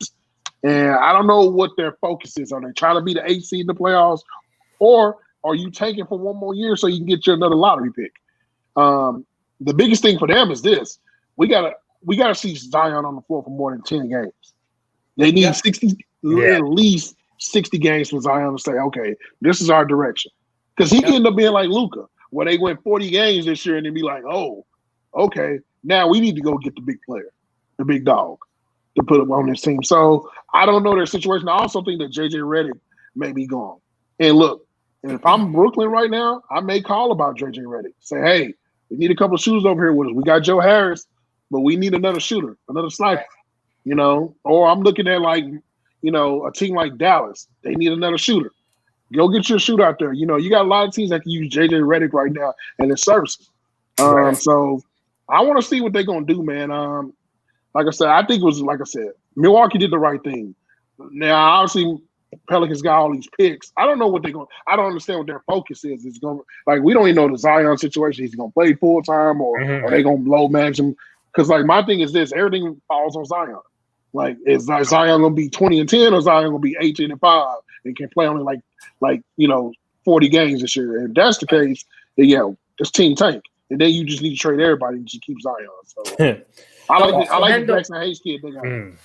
Hendo, so the Lakers win the championship this year. They call it the bubble championship. They're looking like moving. They're going to move Rondo and Green. Do you have any indication where those guys might go this year? Well, Green's going to OKC, right? But I heard he's not going to OKC. Yeah. He's not going to stay, so they're probably going to trade him. So I will say this: Dallas Mavericks have had an infinity for Danny Green for the last 5 years. They tried last year. They would have, between them and the Lakers, they would have found two teams that were in his interest. And obviously, Lakers, you don't pass up playing for LeBron because the Mavericks aren't ready to win a championship. So I think Dallas may try to make a little pull at that. And I've also heard that, Sam Presti is looking to get more picks, which, okay, I guess. The Mavs have a nice 18th pick in the draft. They also got a nice 31st pick in the draft. The 31st pick is very coveted because it's like right there at the end of the first, going to the second, or right there at the beginning of the second because of the Golden State trade from years ago. I can see him in the Mavericks uniform. I think he's a Maverick. I think the Mavericks are – look, man, not a lot of media people out here really put out trades, but every time I'm turning around in the last few days, Danny Green's name has popped up again. It was like this last summer. And like I said, there's infinity. And also there's a relationship with him and God Shamgod. They're both Puma guys. So there's a familiarity with those two. Danny Green also kind of fits the role of a veteran that just came off a championship. They can teach some things to these guys about winning because this is a young Mavs team. They don't have any winners on this team. I mean, look, Luka won overseas, but they ain't won anything NBA-wise when you look at this roster. So I think he's a good guy for them. I think that will be a thing. Now, Rondo, I think Rondo's an Atlanta Hawk. Shout out to Rashad Phillips, shout out to Kendrick Perkins. They both put that out there. And those two have been always right about Rondo. Outside of the Clippers, I think Atlanta is perfect because they got to get somebody in there to sort of groom Trae Young. Like, Trae Young already has everything that you want. He can score you 50 on any given night. He can do everything else, but the winning side hasn't been there. Once again, it's about teaching. He gets in there. Look what Rondo did with New Orleans that year when they went to the playoffs. He got in there and they kind of got going a little bit before Boogie got hurt and all that stuff. Atlanta needs to make the playoffs this year. And they also need to figure out a way not to have just one playmaker on the team. And I think that Rondo does answer that.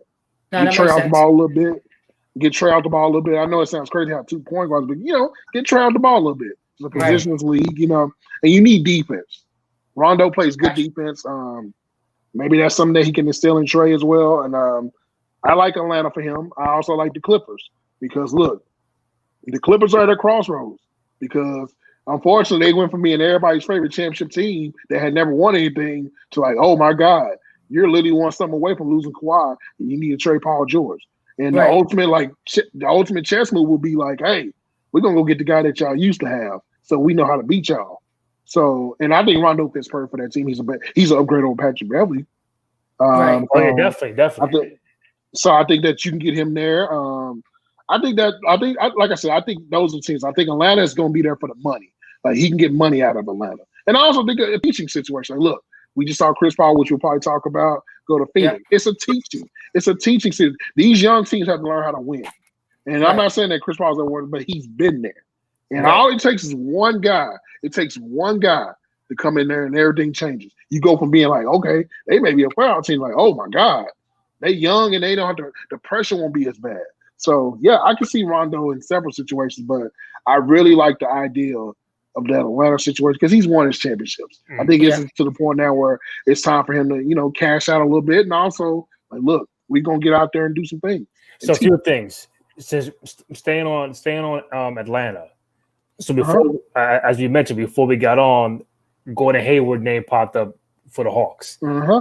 Also today, I kept reading somewhere, I don't know about the rumors that somehow, some way, that Boston wants to trade Kemba for some reason. We see his name popping up. Yeah. I don't know why. So he's out there. Yeah. Gordon's out there. We mentioned Westbrook name popping up when it comes to Charlotte, New York, and as recently as Washington. So let's stay with Atlanta. If Gordon Hayward wants to go to Atlanta, can that be possible? Does that work for Atlanta? What would Boston get back from Atlanta? And why do we constantly hear Kemba's name keep popping up? I think it definitely works for Atlanta. Look, I know people are hard on Gordon Hayward because of the contract. But this is the guy last year that gave you 18, 5, and 3. Shooting very good. Shot the ball very well last year. Atlanta needs that kind of guy. They need a playmaker outside of Trey. Look, I think Cam Reddish is going to be very good this year, by the way. I think Cam Reddish has been in the gym working. We saw a flash from Kevin Huerter, but he stayed hurt a little bit too much. So I don't know what he may be a part of the trade somehow because they got to get something back. And John Collins, look, I think he's coming out. He's like I hold him and Trae Young as like one of the best duos coming up. They may not get Mitch because they're not winning, but those two get any kind of development together, they're gonna be nice. But I think Gordon's perfect, man. Like, look, he don't require the ball in his hand. Look, Gordon Hayward averaged 18 on the team with Kemba, Jason Tatum, and Jaylen Brown. That's true. Very true. So I think that he understands the situation also, and I think that I think you need some sort of veteran presence. He's been there, done that. Obviously, had the horrific injury that we all that man ruined open night for all of us for the rest of our lives. So open night. That's all that was a storyline for years and going. So I think he'll be fine. I think Atlanta's perfect for him. They got good coaching staff over there. I like Mel Hunt, assistant coach. I think they just brought in Nate McMillan, if I'm not mistaken. I'm not sure Nate, but I know they got Lloyd over there, Lloyd Carter. They got a nice coaching staff, and I think that he brings a different dynamic to the team. Right.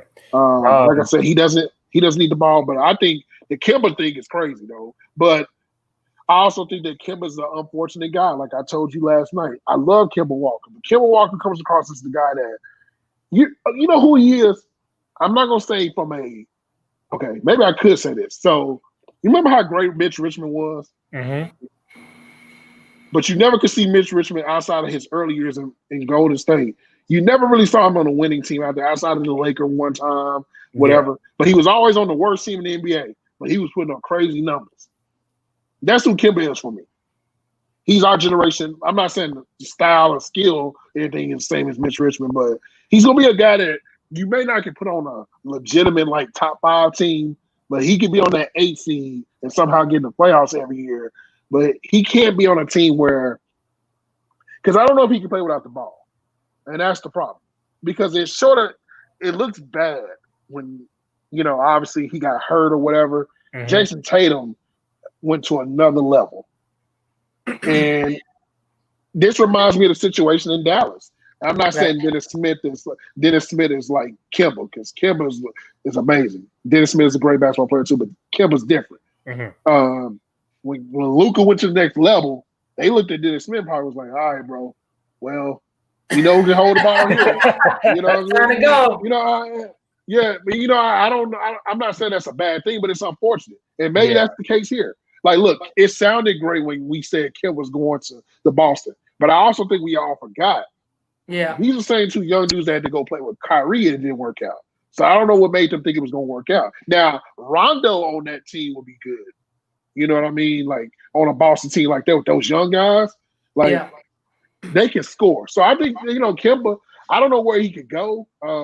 Because it's tough.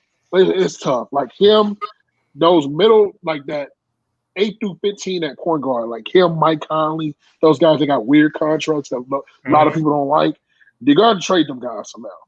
Right. They're going to end up on bad teams, and maybe they obviously can't go back to. Maybe he can go back to, I don't know, Charlotte may. I don't know where he can go. Detroit, maybe Detroit may say, hey, you know what? We can use the services. So a few more things. So we've seen Andre Drummond stay with the Cavaliers. He opted in. Not like it's whatever. But the Rockets 2 hours ago was like, listen, we don't have to trade Russell and James. No, we're good. You guys want us to trade them, but we don't. We're good. But then, like an hour later, we see, all right, Russell and John Wall could be a potential deal. So let's say hypothetically, Washington and Houston get that done. Who wins that trade? Who does that trade benefit more, Houston or the Wizards? I say the Wizards. Because I'm going to say the reason why is this. I feel like Russell Westbrook, I know the basketball side of all of us hate we hate the tendencies, right? We hate some of the things that he does. But he legitimately could go to any team in the East that wasn't a playoff team and make them an 8 seed. Like I told you last night, if the New York Knicks could get Russell Westbrook, they become the 8 seed in the East. No question. Not even a question. I wouldn't even doubt it. Like, because we're talking about a guy, man, and I get it. Basketball. He averaged a triple-double for 3 years, right? Yeah, like, I get it. Like, I know our basketball morals have spoiled us because we watched Magic Johnson, LeBron James. We watched Michael Jordan. We watched the best of the best be great and be efficient doing it. Yeah. Then we get a guy like him that's unreal and yeah, he's having triple-double. He makes the worst shots. He takes the worst shots. He can't shoot. He shot better this year. My thing on John Wall is simple. Like, look, I love John Wall. John Wall got the greatest. By the way, shout out to Ball's Life once again. He got the greatest mixtape I've ever seen in high school history. John Wall got one of the greatest mixtapes I've ever seen in my life. John Wall's a great basketball player. He can do what he does, but boy, like Russ has proved that he can play through the injuries. He's played in some, but my thing on John Wall is he healthy? And I mean, look, you get Russ in Washington right now with Bradley Beal, they make the playoffs. There is no way they don't make the playoffs, especially in the East. They're going to make the playoffs. And look, Russ is competitive enough to where he can look at Brooklyn can say, okay, we can beat them if we're the number 1 seed, right? But that is a scary matchup for the idea that vengeance, him going after KD, some weird scenarios. So, yeah, man, I nobody wins because of salary. This is the one trade that never made sense, right? Because they both make the same salary. One is younger than the other one, but they're both the same. Right. Like, one's just having to be an MVP. And to me, I think if I had to go pick between two, let's just say if I was the Charlotte Hornets and I need to go get one of them two, I'm taking Russ. I know Russ is 32. I know John Wall's under 30. But I'm looking at the fact that if I got Russ on my team right now, I wasn't a playoff team today, but I'm going to be a playoff team today. He jumps in there because he's going to get you. Jordan loves him. Jordan. And he's a brand Jordan guy. He's a brand Jordan. He's a brand Jordan. Look, man, Charlotte could do something crazy where they end up with him and Melo at the same time. All Jordan brand guys. Wouldn't that be crazy? And then you can look, I know it sounds crazy. We're not talking about 2010, but into 2020, 21, you can look up and say the Charlotte Hornets are an 8 seed with Russell Westbrook and Carmelo Anthony. Like, just think about that. Like, you got still some of the young guys like Bridges, who I like a lot, different things like that. But yeah, I think Washington will win that trade. I mean, look, I love John Wall, but if you really think about it, Russell Westbrook is a better player than John Wall. Let's just be real. I mean, look, I know the basketball side of us hates a lot of his tendencies. That's the problem. Once again, same thing with Kemba. People love Kemba Walker. The problem is they don't like what comes with Kemba Walker. The ideal of not shooting over 45%, shooting 41% for the field, stuff like that. They help. So yeah, man. I mean, I think if Charlotte was to pull that off, I'm assuming Devontae Graham got to be out of here. I'm assuming there's one more player. I don't like that. I don't like that move because they don't want, because Houston will want the 3rd pick. And Charlotte doesn't want to give it up. No, so they which say, Michael Jordan needs to. Yeah. So that's I mean, why I look, mentioned Devontae Graham, and I don't know who else they got, but it could be the Graham, maybe a pick or two. They got I don't know. Batum, they got Bridges, they got Monk, right? Malik Monk still there? yeah, is he? I'm not, no, he's not there no more. I don't No, so know. I don't nah, even know. like they the thing is they're not gonna have. I think to me, and I think I said this last night, but I think the perfect team for us would be the Detroit Pistons. If you end up keeping Blake Griffin, you could throw in an ideal of having. Look, Derrick Rose is sort of in a weird situation, right? Like Derrick Rose would be perfect today off the bench. Derrick Rose is the best player that Milwaukee could get off the bench today if they can make that happen. Right. And I think that you get his spark off the bench. He's a different dynamic than any one of those players that's starting. You do that. But if I'm the Knicks, I'm trading that A pick for Russ, man. Like, I don't know if there's any player that They can don't be want great to. at number 8. They don't want to. But they don't want to. Like, the They one don't time that you probably could get somebody in their prime, because I don't see Russ just all of a sudden going from 28 a game to like 10 points a game. Like, it's not, nah. Russ is going to be an You know what it is all-star. too, Chris? You know what it is too? Talking with other Knicks fans and people who are in the mix, so like, if you tell me, give me the 8th pick and I give you a Devin Booker or Dame Lillard or Donovan Mitchell, I'm like, all right, 8th pick, whoever you are, bye-bye. Because they're all still young guys. Now you tell me, give me the 8th pick for, depends who you are. If you tell me Kevin Durant, all right, I'm taking KD. But like Russell at 32, or even like a Chris Paul at 35, you start getting those kind of guys. I'm not trading the 8th pick for that kind of age of a person. But if I had to, I would. But the thing is, like, it depends who that person is. Can I get somebody else for that 8th pick? Maybe. But if it was Dame Lillard, Mitchell, I'm trading that 8th pick, but they're not available. But let me say this before Chris answers. Who is the Knicks going to get at 8? Who is that valuable in this draft that is a crapshoot right now at the 8th pick that you're holding it on for one of the I don't know how you say that word, like transitional players in this generation. Like, you're talking about a 6'5", 6'6", 6'7" point guard that attacks you every single moment. He has a decent mid-range. He wears New York all over his chest. His attitude fits New York. He is New York. So it's hard for you to tell me. This is why I'm not respectfully, whoever watching, I'm not a Knicks fan. I'm not even a team fan because you can't tell me that the 8th pick is going to be somebody like Anthony Edwards, where I can't lose that pick, right? Who you have that's going to be equivalent to that is probably not going to be in the same position to help RJ Barrett, Mitchell Robinson, and these young guys to push the energy, because New York has been missing this energy for quite some time, and he brings that he brings that energy to the point where if you're not matching energy, you're not playing with me, right? This rookie that's coming in, they might move it, and just like Ntilikina and these guys, they just don't pan out, and I don't know if that guy is going to help you at 8 where Russell can help you now to, like you said, the 8th seed, because the East from the 5th to the 8th is a crapshoot, right? It all depends on the play you have that put you over. So, I mean, I would, if I'm the New York Knicks, I've done many mistakes. I can't make this mistake right here. But Chris, to play advocate real quick, and I agree with Joe was saying, because I'm a Knicks fan. I'm like, listen, how many times are we going to go in the draft, build through the draft? We don't develop them.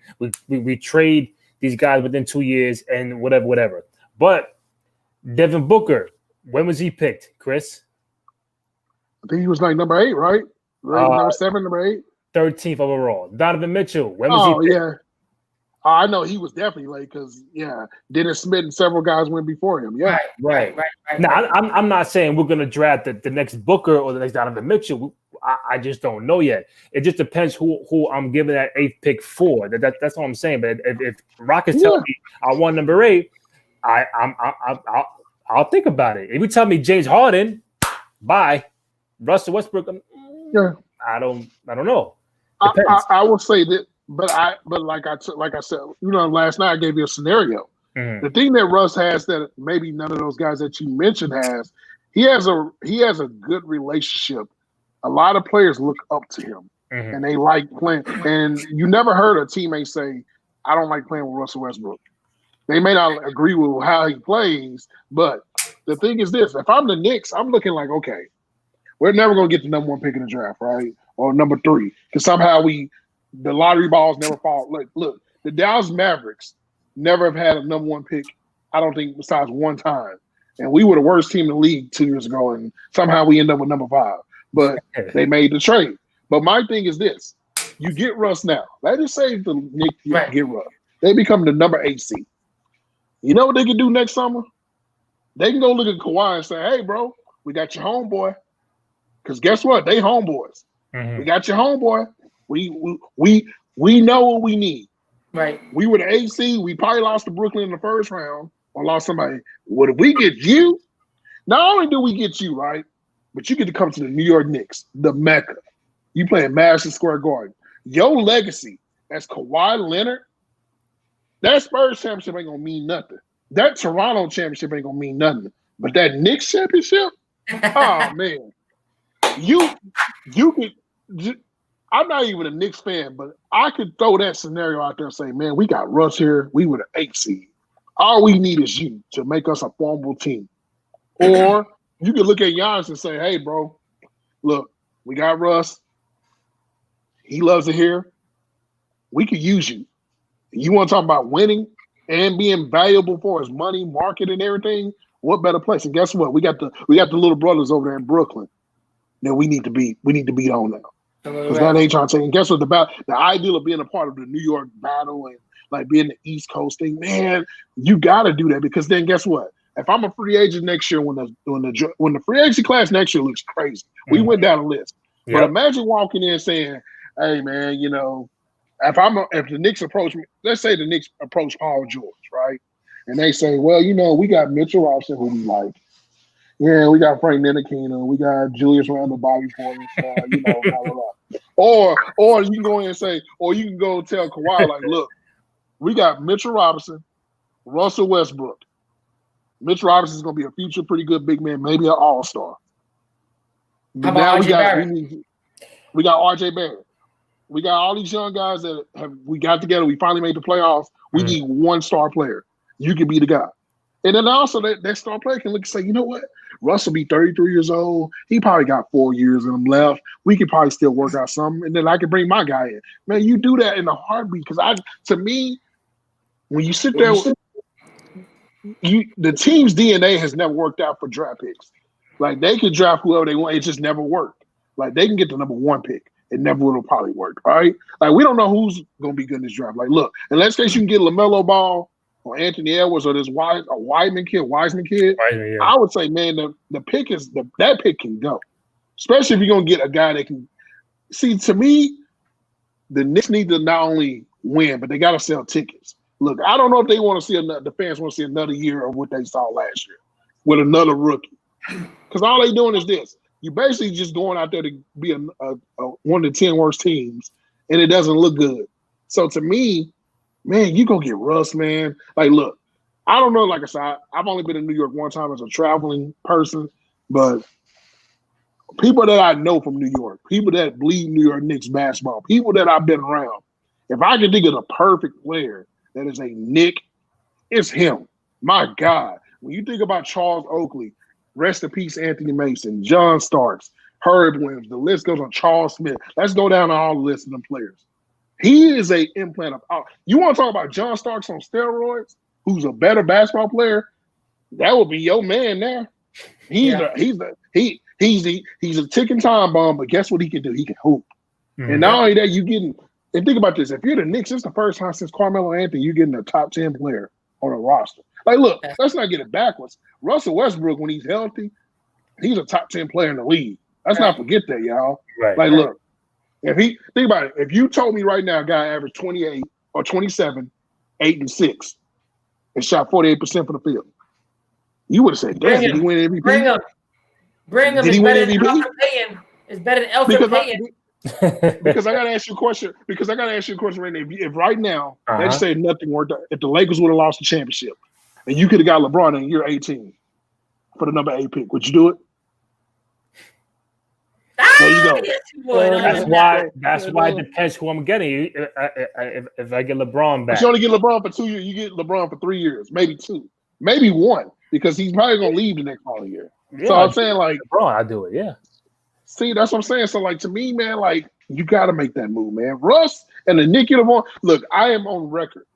This is documented. Russ becomes a New York Knick, I will become one of the biggest Knicks supporters because of that. I don't know why, but I just think that, like, they finally got one right. Like, look, I know the contract Don't tell is Mark bad. Cuban that. Don't tell Mark Cuban that now. No. Because the thing is this. Sometimes I think it's just situation. And I think that, like, his situation, this may be the greatest thing that could ever happen to both teams and the player. Like, look, he goes to a big market. He ain't never been in a market this big. Think about this. Russell Westbrook played for Oklahoma City and Houston. No disrespect to any of those things, or those teams. They not the same market as New York. Imagine if Russell Westbrook was the MVP in New York when he had them triple-double years.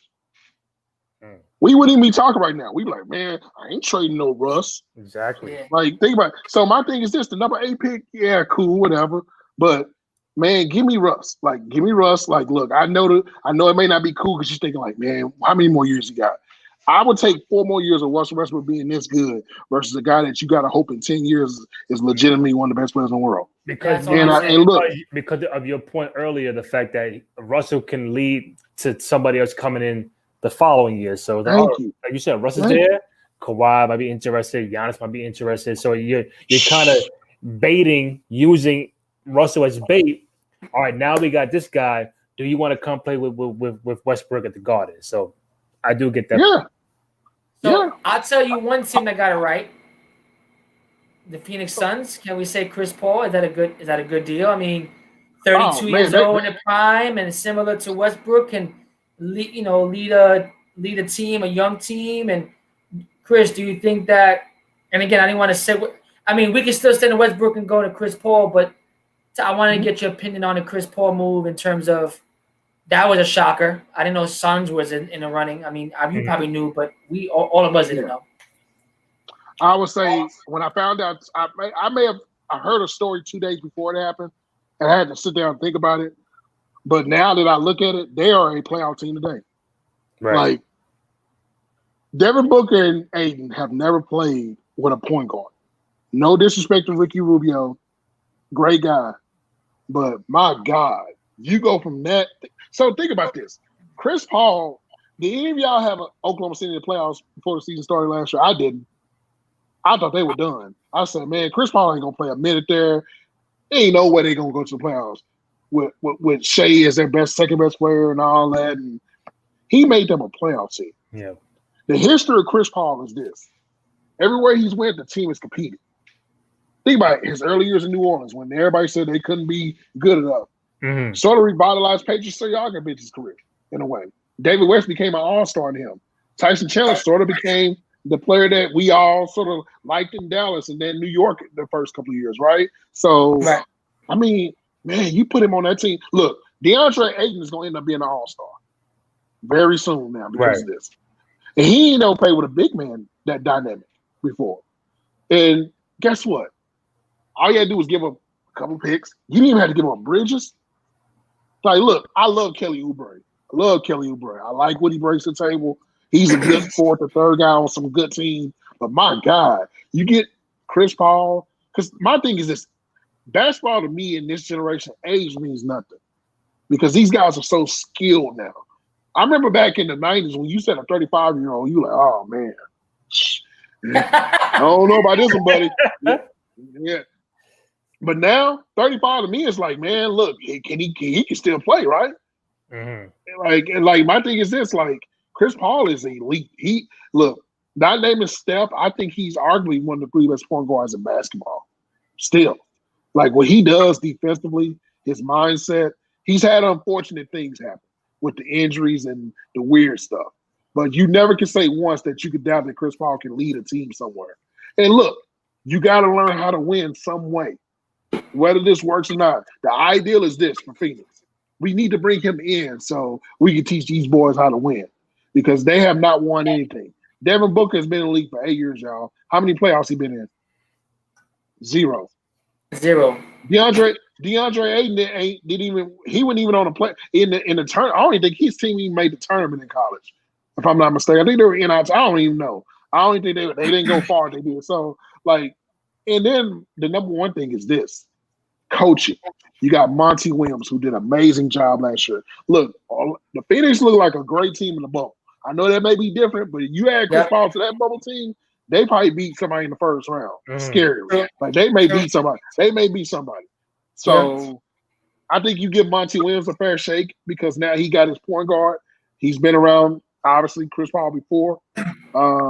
Man, but you throw that with Devin Booker and them, that's legit, man. I enjoy that, man. I think they're a playoff team. Like, look, they're gonna replace Houston because I think Houston's done after these trades happen. I don't know what they can do to recover, but they're going to the playoffs. Chris Paul's gonna make them a playoff team. They're dangerous. I like it. Yeah. I think Houston's doing a fire sale. They just got rid of Covington and traded him to the Blazers, and Rodney Hood is opting out of his contract. So we have a lot to see. I know we're going to really experience that in the next 48 hours, 72 hours. I know you'll be a part of it. Before we go into the rapid fire, which we call the corner, who do you, as a Mavs fan, you mentioned that the Mavs have the 18th pick and the 31st pick. Have there been any indication on who those guys might be or who you guys are targeting in those slots in tomorrow's draft? The good thing is they got a guy out here in Dallas, where in Fort Worth, obviously, plays for TCU named Desmond Bane. He's probably the best shooter in this draft. If you go look at all the shooters available, he's become a hot commodity for the Mavericks. RJ Hampton, another high school prodigy kid, played overseas last year. He's a Dallas native. He has a relationship with the Dallas Mavericks, obviously, from that standpoint. So I don't think they keep the pick. I think they're trying to go get somebody. I've heard stories of Oladipo in a Dallas uniform. Nice. I've heard stories about Zach LaVine, which I'm all in on Zach LaVine. If you get Zach LaVine as your third guy on the Dallas, I mean, my God. Now the problem is this: Tim Hardaway hasn't opted into his deal. They gotta hope Tim Hardaway opts into his deal. If Tim Hardaway, I'm saying he's obviously the trade piece. You trade number 1831. I think it's four guys. Well, actually five. And Gallinari has been brought up because of the idea that KP is not going to be ready. You need to get some size in there. And he can score 20. He can do some things. So he's a name. Buddy Hill. Buddy Hill has been in Dallas every day of this summer. Or this winter. No, Buddy Hill lives in Dallas. Buddy Hill lives in Dallas. Now, there's been rumors that he wants to leave Sacramento. Obviously, he's here in Dallas, so he knows and sees everything. So I think he's a good guy. As a third scorer, Buddy Hill will be perfect for the Mavericks, right? Oh, yeah. Buddy buckets. Yeah, and then you got Oladipo coming off an injury, but I think that you make him the third guy. Oh, my God, that's pretty darn good for the Mavericks. And then, like I said, Zach LaVine, for me, is number one because he hadn't had the opportunity to be in a winning situation. And now that he can go to Dallas, and you're telling me right now he could potentially be the third best scorer on the team, and he can score 25 easily? Yeah. Woo. And it also gives Dallas something that they don't have, which is athleticism. Like right now, you know who the best dunk on the team is? I watch him every day. It's Maxi Cleaver. Wow. Yeah. Yeah, they don't have any. They got this kid Josh Reeves over there in the D League. He's like the two-way player, but they don't have guys that can like leap over the rim like that. They got a whole bunch of good shooters. They don't have guys that can make athletic plays. Like they need that kind of Vince Carter sort of like dynamic where a guy can go in and he can make a couple of alley-oop passes to Luka, and this will help Luka out. This will give Luka a guy he can make passes to, and he can create his own shot. Because the thing with the Mavericks last year we saw that was the issue was in the playoffs, only Luka was the only one that could sort of create a shot. Although we love Steph Curry, we love all the guys, the pieces, but they were all more spot-up shooters, get in the corner, hit a shot. But nobody on the team could create their own shot. Whereas, like, you get Zach LaVine, my God, which is going to be good. So we'll see. But I don't think they keep the pick. Mavs don't never keep their pick, and I hope they don't. Because outside of Luka, we have been the worst drafting team ever. We drafted, I love Shane Larkin, but we drafted Shane Larkin over Giannis. So Wow. Yeah. All right. Yeah. So Chris, we're gonna enter you into the corner.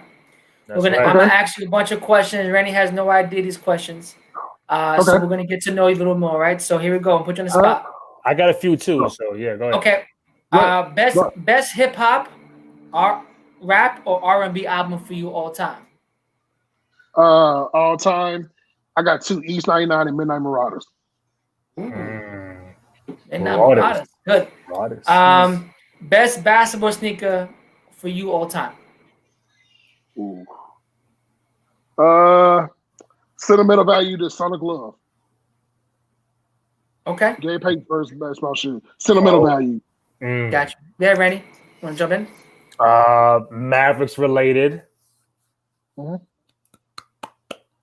Since you're a Mavs fan, do you hate the Spurs or the Rockets more? Rockets. I hate their fans. I don't hate the Spurs because the thing is you can't hate winning. Because we would never be able to mount. Let's say we win 4 more championships, we're not going to mount to the success of them. But the Rockets, they hadn't won in 20 years. You'd have thought they'd have won last night. So yeah, Okay. Rockets. I can go, Randy, if you want to hold yours. Go. Okay. Favorite NBA city to either cover or visit for you? Pre-COVID. Pre-COVID. It's nothing like Knicks basketball, man. Like I love Knicks fans' passion. Like if you ever been in Madison Delusional. Nah, but you know what? If you ever been in Madison Square Garden, it may not be the best looking inside of the arena, but like that essence that they bring, man. I'm gonna say it's New York, and I'm gonna tell you a sneaky, really good place to cover basketball because their fans are crazy too and passionate. Oklahoma City may not be the funnest city to be in, but their fans they sell out.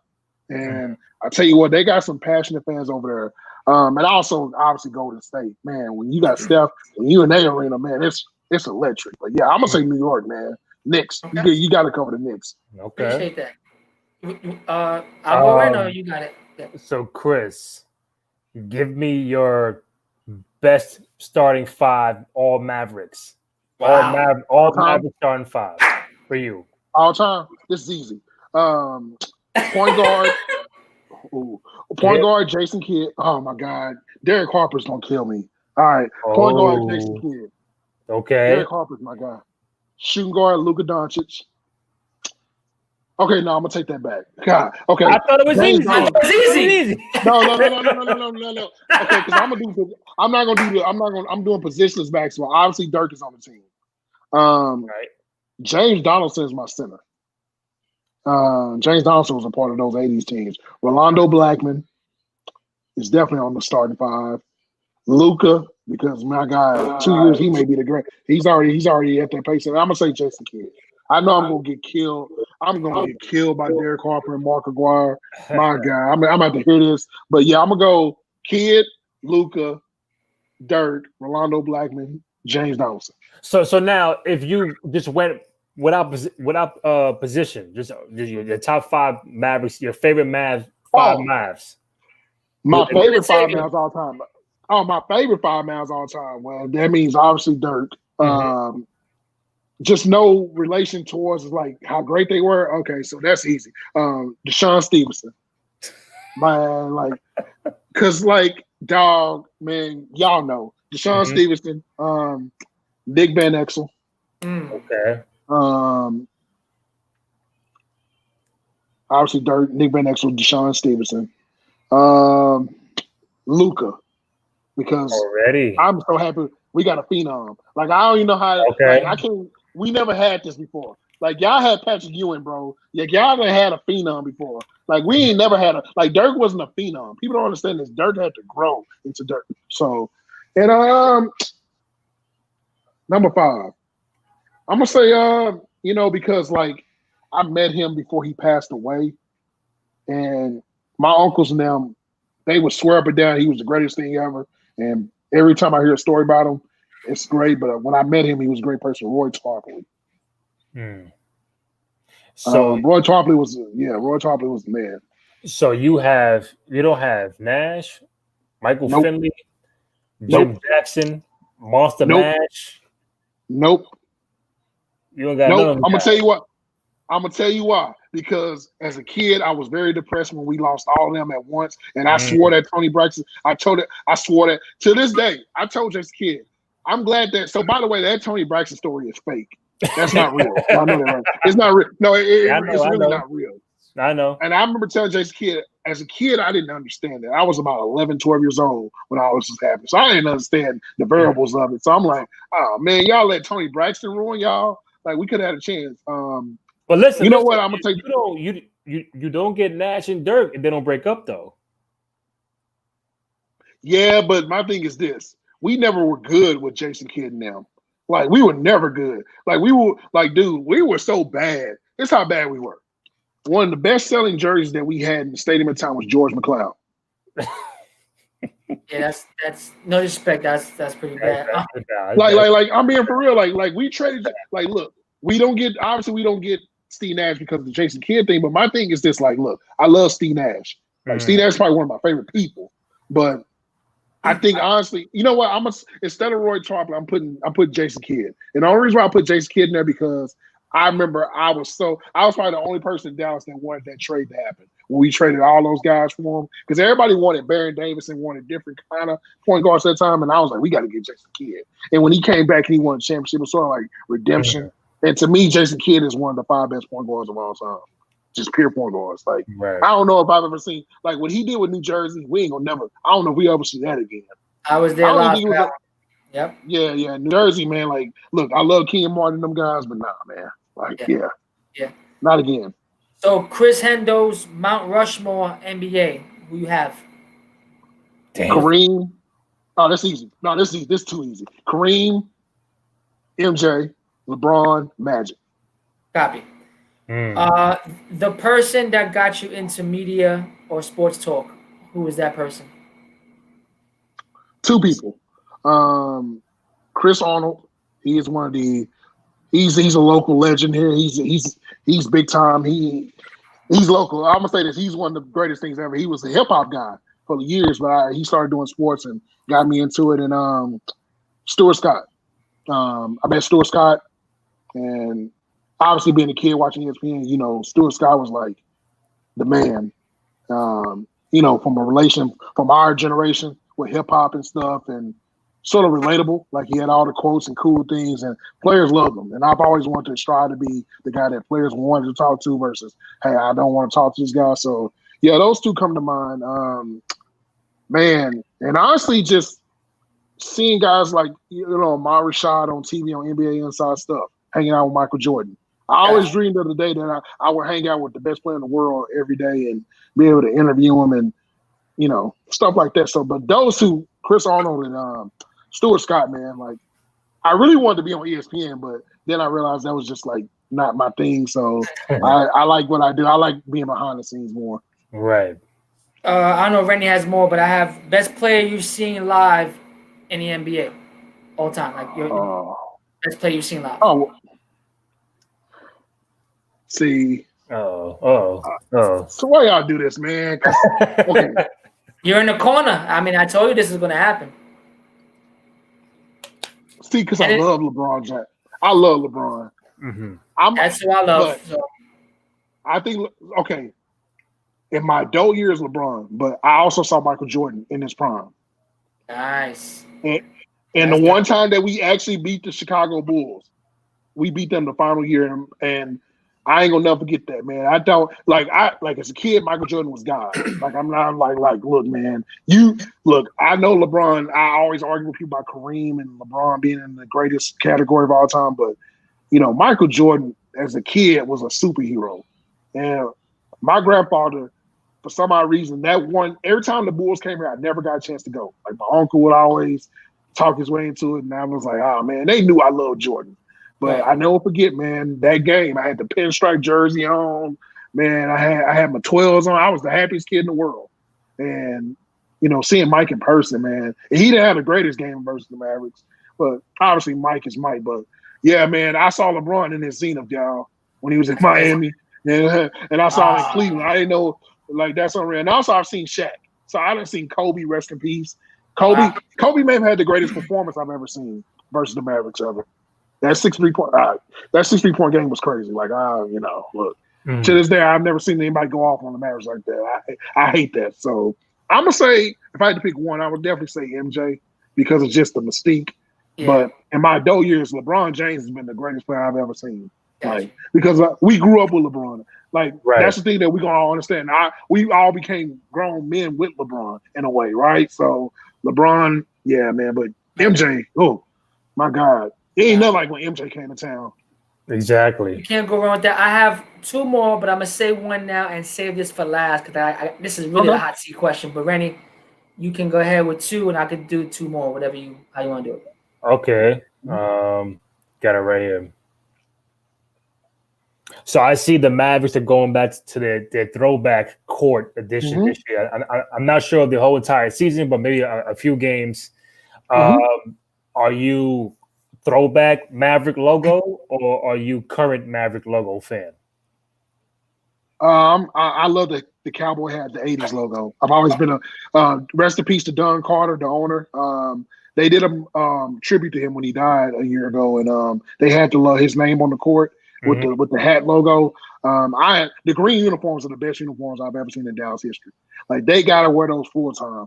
I know it's just a temporary thing. I've never been a fan of the 2000s Mavericks because the dark blues and the blues and stuff. But the green uniforms are my favorite uniforms as far as like throwbacks in general. Like look, that was some of the glory days for the Mavericks. So I enjoy the old logo. Like people don't realize those '80s Mavericks in the late '80s, they were Western Conference Finals team going against the Lakers. Exactly. So I'm a true believer of the throwbacks. So not counting the 2011 championship run. What is your favorite Mavericks all-time playoff series? Oh man, that's easy. Utah, the first year that we actually won a playoff series with Dirk, Calvin Booth hit the game-winning shot. 01, yeah. The reason why, because nobody gave us a fighting chance. And I didn't give us a fighting chance. And out of all people to hit a game-winning shot, Calvin Booth hit the game-winning shot. Like that has to be the craziest scenario ever. And it kind of just upstarted what we know now is like Dirk Nowitzki being the guy. Because I didn't enjoy when we played Sacramento because Bobby Jackson became Michael Jordan all of a sudden. And then I didn't enjoy any of the Spurs series because Derek Anderson became Clyde Drexler all of a sudden. So like always used to get you beat them in game 7, 06. I thought we did. Were there. No. And the reason why I won't go there because to me, if I had to pick a series that I enjoyed the most, unfortunately, it was when they swept the Lakers. Because the Lakers that year, when they swept the Lakers in the championship year, but we not counting that year because because Ginobili did the dumb foul, and I was like, oh my God, we got a chance, and we actually won. But to me, 2001 was the start of something great. It sort of showed that, hey, we got a chance to compete. And then we're back next year winning 55 games, and the rest was history. We're a competing team. I would say even the series we lost versus Miami, because, like, I still know to this day we should have won that championship. Like, I know there was a lot of cheating going on. As man. Yeah, like the ref. Hey man, when the ref writes a book and tells y'all that it was cheating. Look, I love Dwayne Wade, but I hate Dwayne Wade too because of that. Because he's hated. You want to talk about the most hated athlete in the NBA that comes to Dallas? Dwayne Wade by far. Dwayne Wade is the most hated athlete in Dallas. I swear to God, it's not even close. You ask any Mavericks fan right now on social media, Dwayne Wade is the most hated NBA player. Still. In NBA. Oh my God. Think about it. Still. Because even when he came here, when they did him and Dirk had the jersey thing, they booed. I've never heard them boo this loud in the stadium ever in my life until they showed him on the screen. Well, that's because D Wade beat y'all in 06, right? Destroyed y'all. Yeah, but they beat D Wade in 2011, though. It wasn't that. It's what happened in 2011 when Dirk, if you guys remember, Dirk got the flu and he got sick. And Dwayne Wade did the fake. Dwayne Wade did the yeah. And then he kind of had some comments where he said, I don't really care for the Dallas fans. They always crying or whining, because we were still talking about 06. And yeah, revenge was great. But I'm dead serious right now. Dwayne Wade is hated in Dallas. He is the most hated. He's hated more right now than any New York Giant, any Philadelphia Eagle, any Washington Redskin, any Houston Rocket, any San Antonio Spurs. Even LeBron? Even LeBron? Oh man, we've been like, look, man, we love LeBron because we know LeBron loves Dirk. Like, look, we love LeBron because LeBron let up not let up, but he didn't do good in the finals that year. So we happy because we probably would hate LeBron, but we thankful LeBron didn't show up in 2012 or 2011. So now we got a championship because of that. So like, yeah, like LeBron, when LeBron comes in, it's a show, man. Gotcha. So my last one before Joey goes next. I think he'll wrap it up next. Try to put your bias to the side. This is a real legit question. Where do you rank Dirk all-time power forwards? He's top 5. I think that the reason why he's top 5 because I look at the legacy part. And that's where it gets interesting at because his longevity has to speak on something on that. Because unfortunately, Kevin Garnett wasn't the same after year 15, but Dirk was still playing at a different level. My respect for Dirk is a little different, and it's non-biased, but the idea that he stayed with one team and actually won the championship with them holds a lot of weight. Because my thing on KG is this. As much as I love, now, only reason I keep mentioning KG because those two come up the most in arguments. Because obviously Tim Duncan, he's probably the greatest power forward ever. Even though I think he's a center, he's the greatest power forward ever. Who else you got? Duncan, who else? I mean, obviously we don't like him as a person, but Karl Malone, I mean, he's got to be in. That's 2. Charles Barkley. You got Barkley, and you got Dirk. That's 4. So who's the 5th? KG. Yeah, KG. Yeah. Only other person I can replace, if I could, I would throw in. If I had to take one person, I would take Barkley out, and I would make a case because in a few more years, if he wins the MVP and another championship, Anthony Davis may end up in that list. Like we talked about this before. That's From right. a skill set, I don't know. We ever seen a guy like this before in our life. Elvin Hayes comes to mind. Kevin McHale, who I think is probably the most skilled power forward, not named obviously Anthony Davis or KG, from a certain standpoint of what he could do in the post. But I got Dirk as number. If I had to pick, I would say Dirk is number 3. And I know a lot of people get mad at that because they're like, he got to be better than Karl Malone. I know Karl Malone. It's a different story with Karl Malone, but Karl Malone, man, at one point in time, he was considered, if Michael Jordan didn't exist, the best player in the world. Like, he won MVPs. Unfortunately, he didn't win championships. You can blame the system. I know a lot of people say he played with John Stockton, but I've never seen a fadeaway or a mid-range like that where he could just immediately pop it up in there. And he was super athletic. Like, he's like LeBron, maybe not with the point guard skills, right? His longevity speaks to mind. He was always in the championship in the mix. But Karl Malone's definitely in that list. But I'm gonna say Tim Duncan 1, Karl 2, Dirk 3, KG 4, and Barkley 5. All right, Joe, take it home. All right, got 2 more, Chris. Favorite player you interviewed? Damn, that's tough. I know that's tough.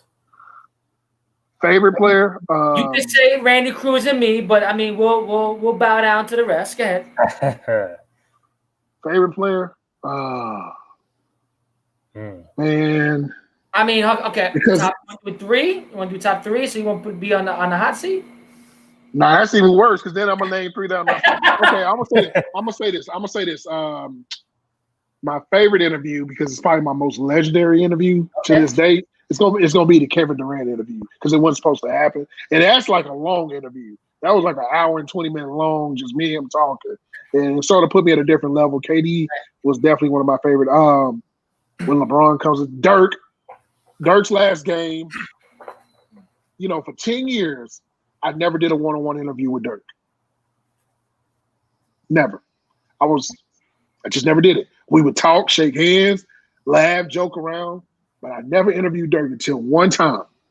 And I remember me and him talk sneakers and everything, and he was just like, "Why you never interviewed me before?" I said, "Because every time I tried, your locker was full. There was 30 people in his locker." Dirk, because Dirk is such a good person, man, and obviously Steve Nash. Because Steve Nash broke the mold for me. Because I remember my first NBA game, true story. People laugh at this today because they don't believe it. My first home game, first NBA game I covered, I wore a suit. I ain't wore a suit to the NBA game ever again. I wore a suit. I had on suit and dress shoes, right? I had the big Steve Harvey suit on. This 2009. So y'all got to mind the suits wasn't fitted back then. We was wearing the big baggy joints. I had a baggy suit on. It was 100 degrees inside the stadium. And I looked uncomfortable. When Steve Nash came up to me, I was sitting in the locker room. And Steve Nash was just sitting there. He was like, you want to talk to me? And I was just like, I sat there and I got scared. I was like, yeah. He said, come on, man, you got to tighten up, loosen up a little bit. And when he said it, kind of just woke me up. And I was just like, man. And I remember they had another game, and I was just like, dude, I'm never wearing a suit again. And he was just like, what do you like? I said, I like sneakers. He said, why are you not wearing them now? You're wearing like church shoes. I was like, oh man. Because I'm thinking like, you got to come like your Sunday's best for him game. And Steve Nash broke the mold for me, man. So I would say him, LeBron. Man, I love my 90s guys, like Seth Sabalos, different guys that I've interviewed that were 90s NBA players, because as a child, they don't understand this. And I hate to do this to them, because every time I talk to them, it's like I bring the fact that I was a kid watching y'all. And now I'm a grown man, and we're talking about stuff that I always dreamed about talking with you guys about. Yeah, I would say those. It's a lot of them, because it's been very enjoyable for me, because I don't know if I've never had a bad interview. Maybe one, but I'm not gonna say that person's name because I don't think y'all even know who he is. Sean Williams, he played not the good Sean Williams. That was a bad Sean Williams. He played in the G League. And I never forget this, man. Dirk was at the Legends game one time, and Dirk was talking to me, and I was just like, man, I got to get something out of this. So I went up to Sean Williams. I was like, hey, man, you might do an interview with me? He didn't want to talk to me. It was the craziest thing ever. And I'm like, bro, you're in the G League. Like, you better talk. And the craziest part was Rashad McCants. Rashad McCants was right there. Y'all know Rashad McCants. Yeah. Rashad McCants pulled me by my shirt. He said, hey, come talk to me, bro. I got you. And Sean Williams I ain't never seen a dude since in the NBA. So, yeah, that was a crazy one. So, yeah, I'm going to say definitely that one. Okay. I guess it leads into my last thing. So, if we were to call upon you to bring guests, who more likely do we get from you in terms of on the Cruise Control Podcast Network? Kevin Durant or Mark Cuban? You gotta choose one, and we're gonna hold you to that. And my birthday's coming up next month, so I'm a KD fan. Just want to throw it out there, but I got love for you. I'm gonna be honest with you. KD is my dog. Love KD, but you had to get him on a good day to talk. I'm gonna say Mark is easy. Mark is easy, believe it or not. And I think you would probably look. KD would be fun to talk basketball with, but I don't know if KD wants to do interviews right now. But I'm gonna be honest with you. Mark kind of lives with the camera, so Mark is like he's on TV, bro, on Shark Tank. And my thing on Mark is this: Mark is a different kind of energy. Obviously, KD would be easy. If I throw a wild card in there, I would say maybe Dame Little, Jamal Crawford come to mind. Those are my brother's favorite players. Those are my brother's favorite players. Yeah. I know Jamal. Look, man, I already sent the MO to Jamal. Jamal is going to end up doing it. So, like, you may be in luck on that one. Jamal is my guy. Yeah. I would say, like, a couple other modern NBA guys, some of the role players I love. Langston Galloway for the Pistons. He's one of my favorite to interview because he likes everything that I commonly interest, like in Curry. Both Currys. I think Steph Curry is a great interview. He's fun, energetic. But I would say if I had to pick one, Mark Cuban, out the rip. Like, look, man, I just don't know KD. Like, I call KD at the right time. Like, I love my dog. He's my dog. But I know him. He wants to be in the back. He don't care about all that. Like, he wants to just hoop. His motto is just to hoop and go home and play video games. Like, Mark, y'all would enjoy Mark because he's a basketball, like KD is a basketball savant. He knows everything about the game. He can talk 20 hours about basketball. But Mark is a different kind of energy. And I would say Mark. I would say Mark. No. Hey, listen, Chris, I appreciate you tonight, man. We spent a lot of good time on memory lane and talk about basketball, talk about your career, talk about what you do not only for this podcast and what you do online, but for the Mavericks and what you do for players. So we want to commend you. Whatever comes the pipeline, just keep us in mind. We love what you do, and we support you. So I just want to say thank you for tonight and joining us on the Commissioner Corner podcast here on the Cruise Control Podcast Network. If you want to share with the people how to follow you and what you got coming up, please do so. Then we'll wrap up shop. Well, first off, man, I appreciate you guys having me on. Everybody, be sure to follow the Commissioner's Pod. I'm following it right now. I see the notification on Twitter, so I'm following, obviously, this channel back as well. Be sure to subscribe to this channel. I tell people all the time, it's a pleasure to meet you, Joe. And I tell people all the time, if you ever want to talk some old school basketball, some history stuff, there's only one person that comes to mind. I know. I told a dude the other day, he thought he was the smartest, like, 90s basketball guru ever. I said, I know somebody right now I can call that can probably tell you about every game, every stat. I know it is. I know it is. And, Randy, I tell Randy all the time, he has the trifecta. He's a trifecta where he's charismatic, and not only that, he's a wrestling guy, and he knows the golden age of wrestling. That's right. Not too many guys are, and he knows how to put it in angles. Like when he talk about this NWO Brooklyn thing, I had to think about that. Like, damn, that is kind of shit. And that's the craziest thing ever. Throwback. Hold on. Oh shit. Yeah. We don't. Yeah. Hey, Chris, so like, Chris, because I love you, and we're gonna make magic from now on. But when you have these kind of pictures, man. Oh shit! And you with the GOAT, and we're throwing up signs, and excuse me for the parental advising, but that's right. My brother's amazing. Man, shout out to Stone Cold Steve Austin, man. Texas guy, of course, man. Like, it's funny because like when they were wrestling at the Sportatorium, this dude had blonde, long hair, and I didn't think too much of it at the time, and we were thinking like, man, this is just another guy. Next thing you know, he becomes this just legend, man. One of my favorite. Just icon, man. Just crazy. Not only what he did in the ring, man. Like, so if I have flashbacks of wrestling moments, it's just a little itty bitty stuff. His mic skills, different things that he did, the relation that he had with our generation, being a rebel. Man, shout out once again to you guys for what you guys doing, both of your podcasts. Shout out to Ballers Life. Shout out to everyone out there that's watching.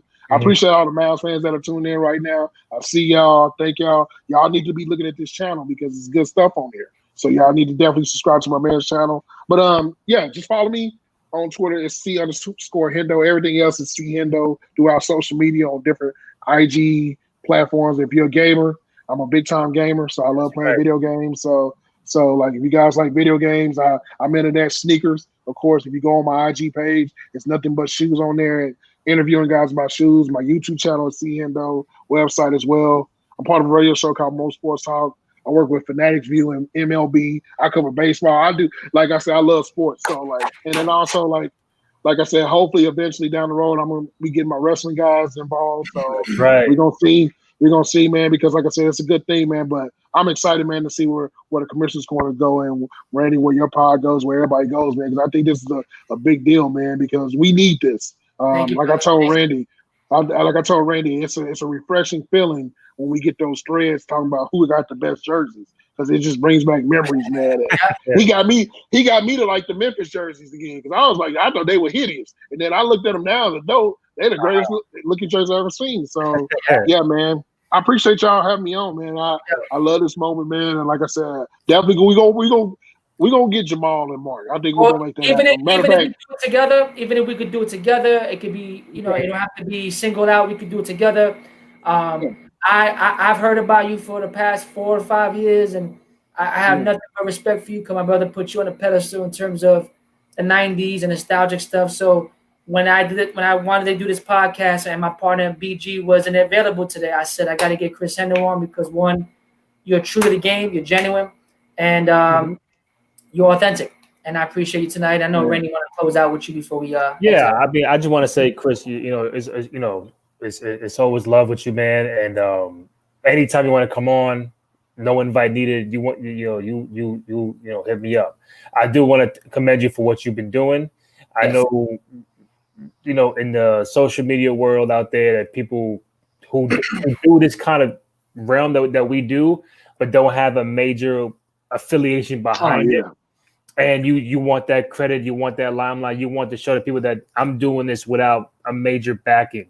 And someone like you who has the credentials, who has the Rolodex, saying that I can do this with or without you. So I just want to commend you for that, saying that with or without a major affiliation, you're still going to do what you do. You're great at it. Someone like me is following in your footsteps. So hopefully me and you can create this new wave of people who put out dope content, whether we get paid for it or not, or have a sponsor or not, or have a major affiliation backing it or not. We're still going to go out there and do our thing. Oh man, I agree with you, man. Like I told you, I mean, my first my first ever tweet that I saw from you, it was an NBA player that happened to retweet your thing, and you probably didn't notice it, but like when I saw it, I was like, okay, he don't retweet much. And for him to retweet something that I did, and then all of a sudden all of a sudden I go down the list, I start seeing, okay, I was a little worried because I was like, man, he a Knicks fan. This ain't gonna end well. He's gonna be biased. And then I was like, all right. I said, all right, so he cool. So he understands that the Knicks may not be good, but he's pretty realistic about these things. And then like you love the culture, man. Like that's something that's lost. Like you bring those memories of like when you start talking about like one day you're talking about like all these 90s NBA guys, and all of a sudden you brought up Sharif Abdul-Rahim, and I'm like, man, nobody ever talks about that dude, man. He was a great player. Exactly. And for you to bring him up, I'm like, damn, man, I need to go watch the video. Yeah. And of course, like when I need to find something stat wise, I'm like, hey, man, I know who got the stat. So it's there. So like I said, man, we appreciate you. Like I said, I never, like I said, when it comes to like views and stuff, the greatest thing that ever happened is, like I said, I've been on several different ESPN shows just because of what happens. And then all of a sudden people start asking questions. And like I tell people all the time, I'm like, I'd rather have 1,000 people who love me and follow me versus 20,000 that just want to follow me because I look cool. Right?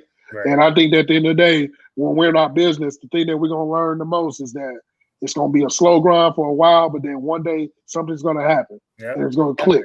And then we're going to look back and we can't lose that authenticity because everything that you guys do is original. The things that you do original. Like your story, Randy, about Melo is like one of my favorite stories to talk about to hear because like the relation that you have with Melo, you having the access to be around the Knicks in the organization. The things those are things that like the average person can't say.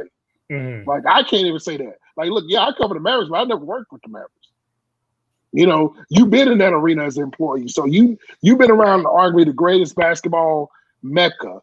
You know, I know Knicks gets, you know, we shit on them about the things, but you've been in the mecca before, and at a good time, and you were a fan when they were at their peak. So I think it's dope, man. And then like you don't hold back, you're not biased, you don't argue with people. That's one thing I've learned in the last few years. I'm not going to argue. Like, I enjoy everybody's opinion. It could be the craziest ones, but like, hey, we enjoy it. So I'm proud of both of you guys. Now I know that you got damn near a twin that at least he don't like the Knicks. So you're a Knicks fan, right? Oh, Joe, I don't know. I'm not a Knicks fan. I'm not even I'm not a basketball team fan. I just like LeBron. I mean, I love LeBron. I'm just a person that loves the game. Like I love the craft and how the game looks so easy, and I appreciate that.